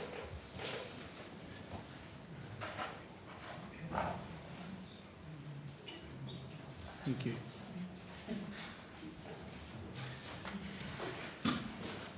Well, Councillor Chong, Councillor Walker, thank you. Your colleagues have voted, and Councillor Chong is our nominee for this position. So, congratulations. Thank you. Moving now on to item 8.4.3, Bushfire Hazard Management Areas on Council Land Policy, 2026 for adoption. There's a recommendation before us, and that is the Council adopts the Bushfire Hazard Management Areas on Council Land Policy 2026. Is there a mover for the recommendation, please? Thank you, Councillor Hunter. Is there a seconder? Thank you, Councillor Chong. All right, Councillor Hunter, please. Yes, I'm very pleased to see this policy come before us tonight, because at present Council does not have a policy framework to guide circumstances in which hazard management areas on Council-owned or managed land may be supported. And this policy has been developed to provide a clear, transparent, fair and equitable approach to Council decision-making on those matters. Key point here is that the reliance on Council-owned or managed land will only be considered in limited and justified circumstances where strict assessment criteria are satisfied. Now, this has great outcomes not only from asset management, land management point of view, but also from an environmental and conservation management point of view. Too many times as suburbia extends, what tends to go first is council-owned land, which might have strong environmental values. So it's great to put the onus back on the private landowner and developer. If you're going to build, you need to build within your own building envelope and take the hazard management area into account. So thank you for the officers' work on this, and I seek my colleagues' support. Thank you, Councillor Hunter. Councillor Chong, please. Is there anything I could add to Councillor Hunter's excellent submission? Thank you very much. She sounds as if she is an expert in the field, actually. Look, I have guessed that. Anyone else wish to talk to this matter? If not, there's probably no need for... Councillor Goyne, thank you. Can I just clarify that given the Bushfire Policy 2024 is explicitly linked to and read in conjunction with Council's bushfire mitigation strategy, could I be provided that assurance that Council's adaptation of the Bushfire Policy 2024 will not itself create, extend or be relied upon to create any new or additional powers for Council to close public open spaces beyond what currently exists? Thank you. CEO?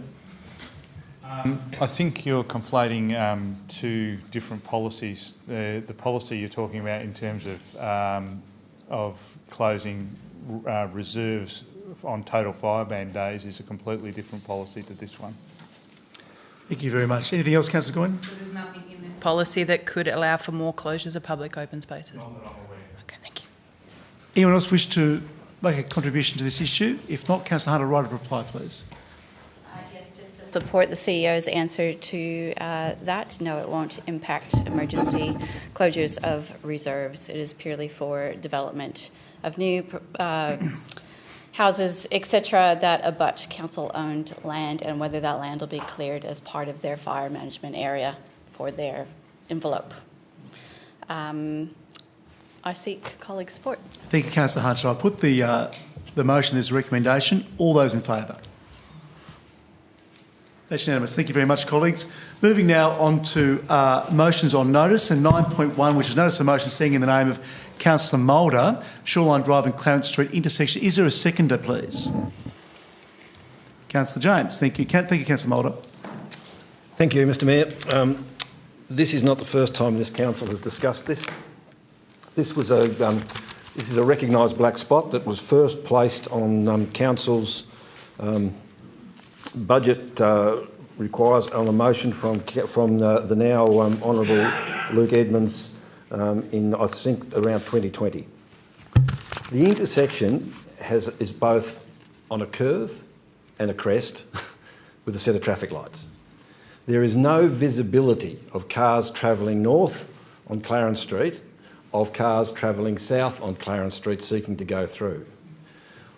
At that spot, if you're wanting to turn right and there's any cars at all that are wanting to go down Tranmere Road, you have no visibility of the cars coming beside them that want to go straight ahead.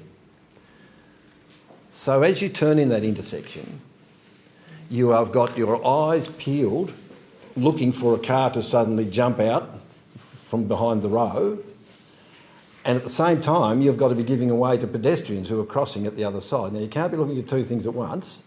Now, the locals have learned it, like I have, to inch your way forward, right, until the last possible moment and then accelerate. But the whole thing's been exacerbated with more accidents occurring since Woolworths put their click and collect there. So you now have got all that extra traffic that's unfamiliar with the intersection going through there. And a few weeks ago, there was another head-on.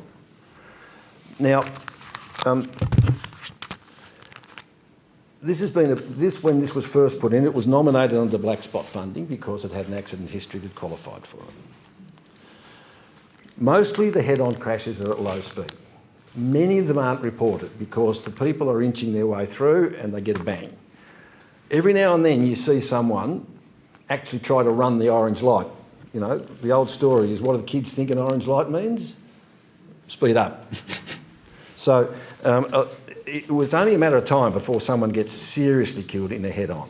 This is different to other black spots, which are basically tail-enders on busy highways, where the police are called and therefore they get recorded every time because of the traffic disruption. Now, I think we have a moral responsibility to place safety over waiting for the federal government to do some actions. And in that regard, there was a 2020 study, because the secret is to put a green arrow for the cars that are trying to get through this intersection, and that will stop the others. And it's just interesting to note in the CEO's remarks that the assessment was done about the light, but they did not recommend the implementation of these changes. This is the black spot program, right? Due to the reduced efficiency of the intersection and resulting queuing into the South Arm roundabout. When did we put the efficient flow of traffic above safety at a black spot? Please. And to make matters worse, the efficiency of that intersection, the cars that he thinks are going to slow down and cause a problem at the Shoreline roundabout already have a slip lane. They already have a pedestrian crossing there. They already have to wait for any cars coming through the other way. The traffic light won't make any difference to that. But if you want to fix the problems with the queuing at the Shoreline roundabout, then fix the Mornington roundabout, because everyone's using it as a rat run to avoid the Mornington roundabout. So I certainly I commend this motion, and I think that we have a moral responsibility that if it's not successful, the next black spot funding, I think we have to dig into our pockets and do it ourselves. It is not a huge cost, it's not a huge budget, but it is an essential one. Thank you, Councillor Moulder. Councillor James, please.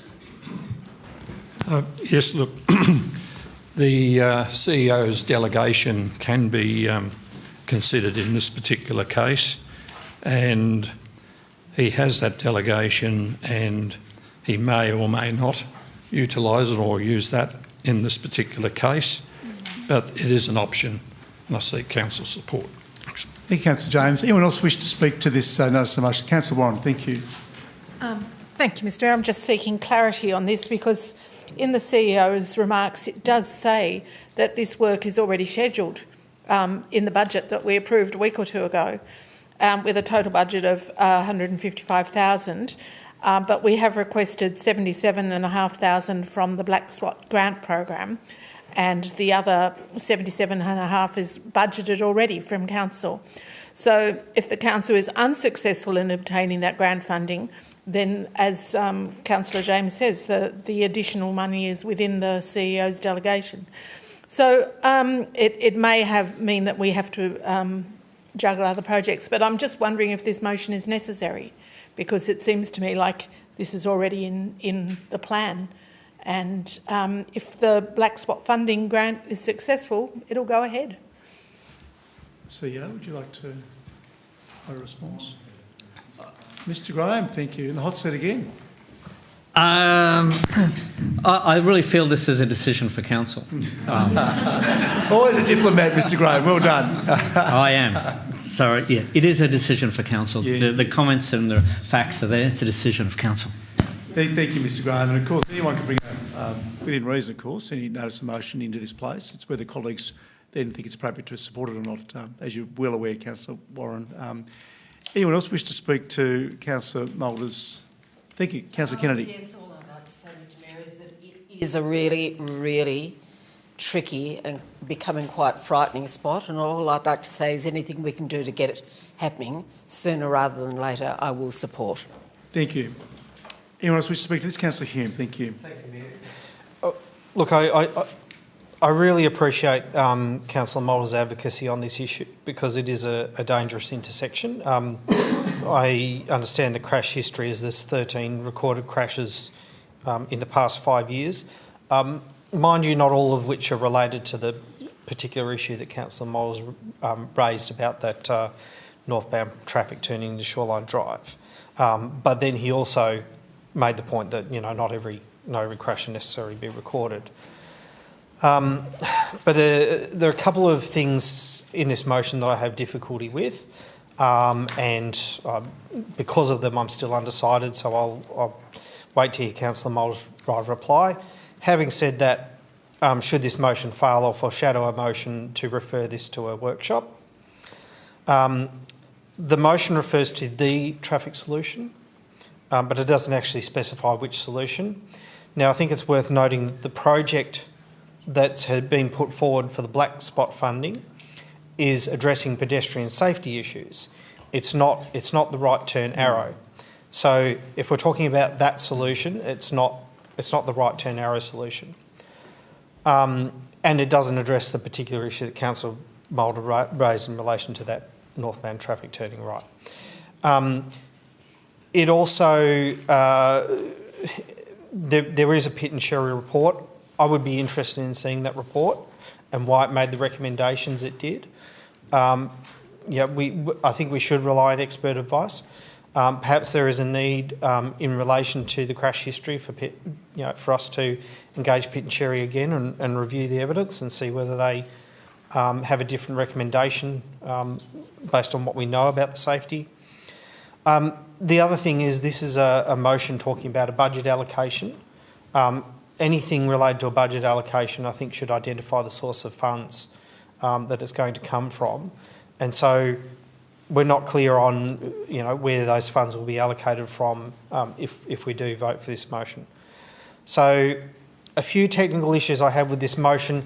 I'm certainly enthusiastically support the sentiment of it, but perhaps, we need to do a little bit more work first. I understand addressing safety is an urgent matter, but perhaps it'd be best to workshop it, find out a bit more, see the Pitt and Sherry report, identify what the source of funds would be if we fund it, identify exactly what the project would be because, it hasn't been scoped and costed. What's been scoped and costed is a different project addressing a different set of safety issues.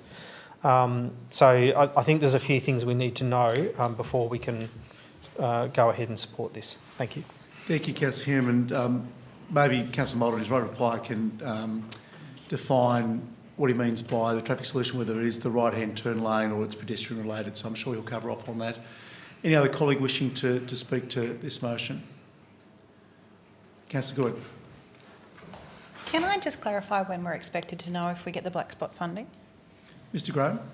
Through you, Mr Mayor, I did ask staff today and we don't have a timing of understanding when that funding will be advised to Council. Can I say, as a former member of the Tasmanian Black Spot Committee, it is a bit of black art that basically comes out of Canberra.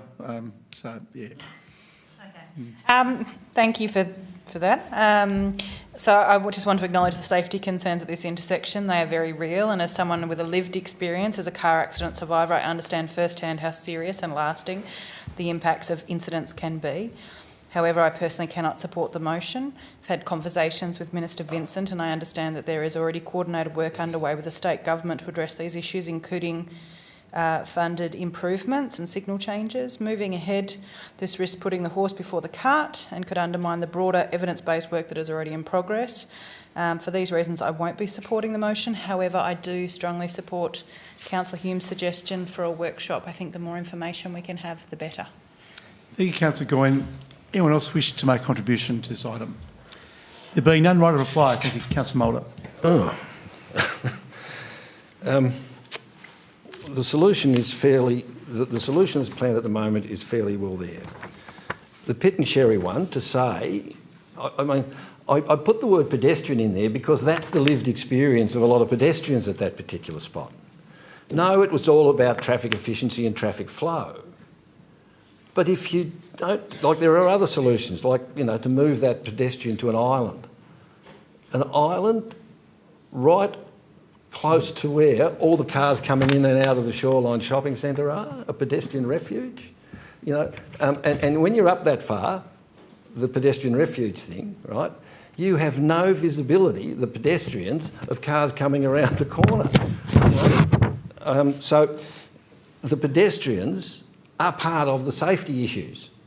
It's not just passengers and drivers of cars. This thing takes a holistic view. Now, they may have objected to the traffic signals, the right turn arrow, and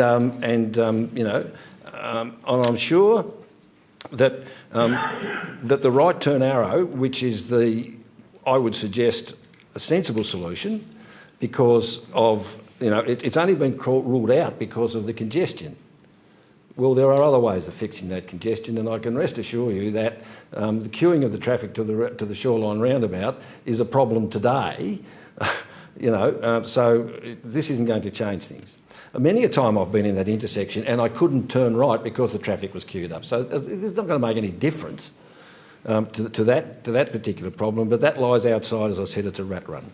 What this motion is about is to take it off the never-ending 6 or 7 years now, it has been sitting in the black spot funding program whilst cars have been crashing and pedestrians are being scared, nearly run over. And all the motion's about is to say, no, this is the last year that it gets nominated for the black spot funding. If it doesn't make it, then we will go and move towards a solution. And it may not be the right the right turn signal. It may not be that, but I'm just suggesting that any logical view of that, if we have to get another traffic report that says include pedestrian safety and don't think about the efficiency of the street, do not put efficiency over safety. And that's what the Pitney Sherry report did. So what we're saying now is that we're going to move forward to nominating this particular program in the Black Spot project, and I would seriously think we need a review of that traffic report maybe before we do it. Maybe that's what I should have called for, but I'm simply saying the black spot funding, if it isn't the right traffic signal, right-hand turn traffic signal, green arrow, then maybe it is that other refuge, but I'd like to have a look at it. I'd like to have a good look at that. Thank you, Councillor Moller. So just before I do put the motion, and thank you for clarifying that, you're talking about a right-hand green arrow, and yet you're also suggesting that a review of the Pitney Sherry report would be a good idea. Obviously, in the CEO's comments, the 4 dot points there cover off on what is the proposed treatment if we're successful with the Black Spot grant program. And there is also a foreshadowed motion, if your motion is unsuccessful, that it be taken to a workshop for consideration by colleagues. So, having said all of that, I'll just flag then that if this motion is unsuccessful, we'll then put Councillor Hume's foreshadowed motion, and that is that it be considered at a workshop. Okay, we all clear? Any questions? Or are you looking at me strangely, Councillor Walker? Nodding strangely. All right, thank you. All right, okay. Well, I'll put the motion, seeing the name of Councillor Mulder. All those in favour? All those against? So lost. I'll put Councillor Hume's foreshadowed motion, which is Councillor Hume. That the matters raised in Councillor Moulder's motion be referred to a workshop. Thank you. Is there a seconder? Councillor Goyne, thank you. Councillor Hume. Thank you, Mayor. Yeah, I mean the funding that, well, like we don't actually know what the amount of funding is to be allocated because the costings that have been done are for the particular treatments around the pedestrian safety issues for that submission to the black spot funding. So, I think we need. There's a number of matters we need to be clear on, as I said in my previous contribution before we bring this forward. I don't think the delay of referring to a workshop, and I'd like to see it, brought to because it is an important and critical matter that it be brought to a workshop as soon as possible. But I don't think, we could have a resolution come to a council meeting maybe in 3 weeks or maybe a little bit later. Hopefully, we'd need some input from the officers about that. But having said that, I don't think, as Councillor Moulder said, it's something that with the black spot funding we've been, pushing for several years, possibly 6 or 7 years. 3 weeks, 6 weeks, whatever, isn't going to be a huge delay in the grand scheme of things. Thank you, Councillor Hume. Councillor Goyne, please. I strongly agree, and I also think that allows us a bit of time to feel out when we might possibly know whether we'll be getting funding, so whether this motion is actually necessary. So I urge colleagues' support. Thank you. Councillor Moulder, please. Maybe we should be thinking about having a workshop and having some traffic consultants do some preliminary work and get some feedback from the elected members. Maybe that's a different way to go about it, because I'm aware of the fact that if we do this traffic, if we want to revisit the idea of this green arrow, that maybe we do need to get someone like Pitt and Sherry to just come and reassess the reason they ruled it out. And the reasons they ruled it out, they said, was because it affected the efficiency of the traffic flow in the area. And that is why, when I say they have put efficiency over safety, and I find that to be a very, very poor conclusion for us to be dealing with. And as for the actual project that is in that funding, which is the pedestrian refuge, as I pointed out, where the shoreline comes in, that intersection, right, the refuge up there would be fine for the people walking from Talanby Street. But that intersection is used by parents who park in the Woolworths car park, and they take their children across that intersection to the school. And that is happening at what? Peak hour. That's where the safety issue comes in as far as the pedestrians are concerned. And now, efficiency over safety, right? It's not only the pedestrians, it's also the likelihood that there's going to be a serious injury accident at that intersection anytime soon. And that's why I'm saying we need to elevate this project. No, we can't tap it on forever, which is what's happening under the black spot funding program. We can't tap it on forever. 6, 7 years is enough. Let's get on there before someone gets killed. Thank you, Councillor Moulder. Mr Graham, could you just clarify the Pitt and Sherry situation, please? Through you, Mr Mayor, we certainly can have Pitt and Sherry further review their report. It was 2021, which would have been based on the previous 5-year crashed history. We're now 2026, which is, as Councillor Hume identified, through his request to current officers today, we've had 13. So we can, prior to the workshop, we can have Pitt and Sherry update the report and provide information to Council, and also have them attend to answer any questions at that time. Thank you, Mr Graham. Can I also just indicate as well that it is a pretty full-on workshop agenda, so I appreciate that very much, and clearly this is something that is important for all of us here. So, Councillor Kennedy, do you wish to? But I will. Just to actually reinforce once again that this is a really frightening, it's like close your eyes and hope for the best. So I hope we get it into a workshop very soon. No, it's close your eyes because you're terrified as to what's going to be coming towards you. It really... You're that one. It really is. And I'm on the road all the time with my work, all over the state constantly, and it's one of the worst intersections that we have, and I'd like to see something happen in a workshop as soon as we possibly can, because something bad is going to happen. And the fact that that report is very much out of date before the click and collect thing was happening at the shoreline, which is causing a whole lot more congestion around that area. So let's bring it on very soon. Thank you, Councillor Kennedy. Well, I think then we might call for a right of reply, Councillor Hume. Thank you. Thank you, Mayor. Look, I'll say it again. I do genuinely appreciate Councillor Moulder's advocacy on this, and Councillor Kennedy is right. I am a frequent user of this intersection. It is quite dangerous. Yes, I'd like to see this matter progress, but I do make the point that what we have in the CEO's comments is a very basic summary of what Pitt and Sherry said. What we don't know is whether they reflected on how the particular safety solution proposed, which is right turn arrow, would impact on, considering the nature of the crashes in that area. I've received a bit of advice from council officers about the crash history, and out of those crashes, I think of the 13, there may only be a couple of those that actually, relate to the particular issue that Councillor Moulder raised. It's obviously a couple too many, but perhaps it can also give us an opportunity to holistically look at all the safety issues around that particular intersection, including the pedestrian ones. Thank you. Thank you, Councillor Hume. I'll put the alternate motion, and that is this matter be considered at a workshop. All those in favour? Those against? So carried. Thank you, colleagues. Moving now on to item 10, which is councillors' question time. There are no questions on notice, so we don't need 10.2.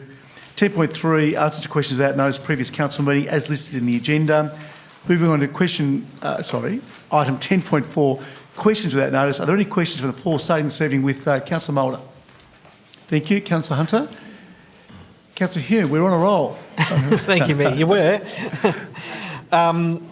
The Tracks and Trails Accessibility Audit Report. It's been presented to the Disability Access and Inclusion Working Group. It's an excellent report, and also very comprehensive. And also the Tracks and Trails Working Group. I'm just wondering if it's going to be made public at some point, and if so, when. Thank you. Mr Graham, is that your bailiwick?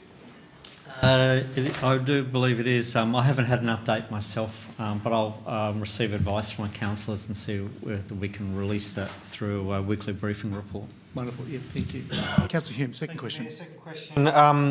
As I mentioned in an earlier agenda item, I went for a walk with a Clarence Plains resident around Clarence Plains Rivulet and Stokel Creek, and saw large volumes of illegally dumped rubbish around the place, and I understand some of it's been there for some considerable time. What is council's approach to cleaning up rubbish dumped on council land? Thank you. Mr Graham? Through Mr Mayor, some of that might actually be private land. I think Stokel Creek might not be public land. So we'll need to identify. I'll talk to our waste and sustainability team and deal with compliance team as well in terms of trying to identify where exactly it is and come back to council on what further actions may be taken. Thank you very much. Councillor James. Yes, thank you.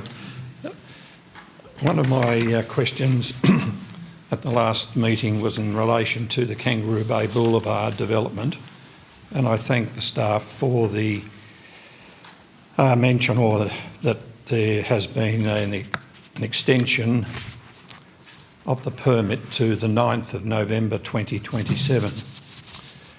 And my question is, council has quite a involvement as far as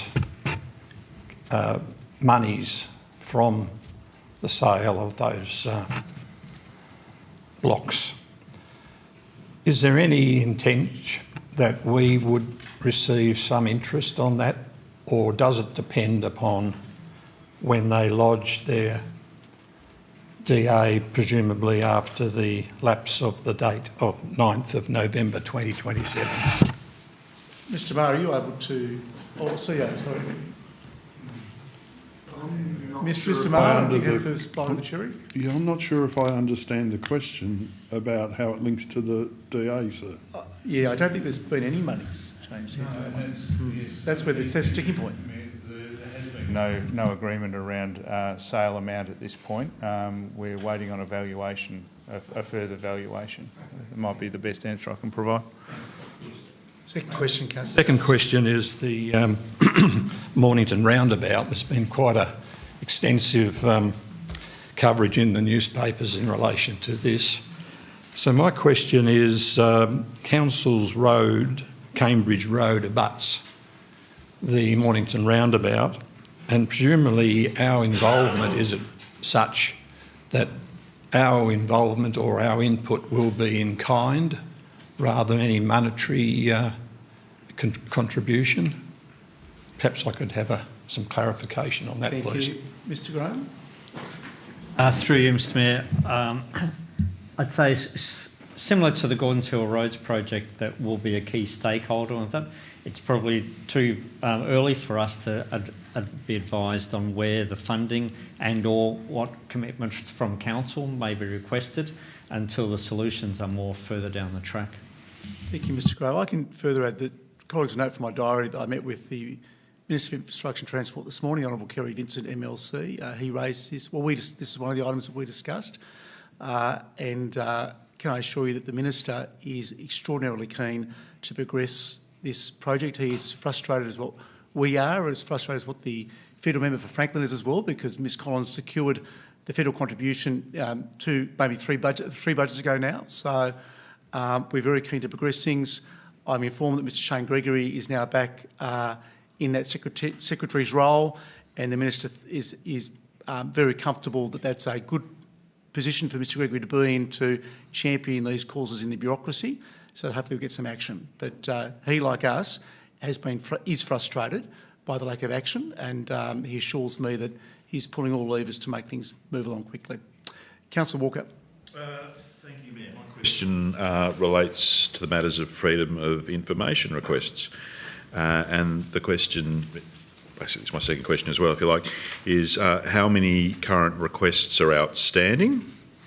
How many unique issues do they pertain to?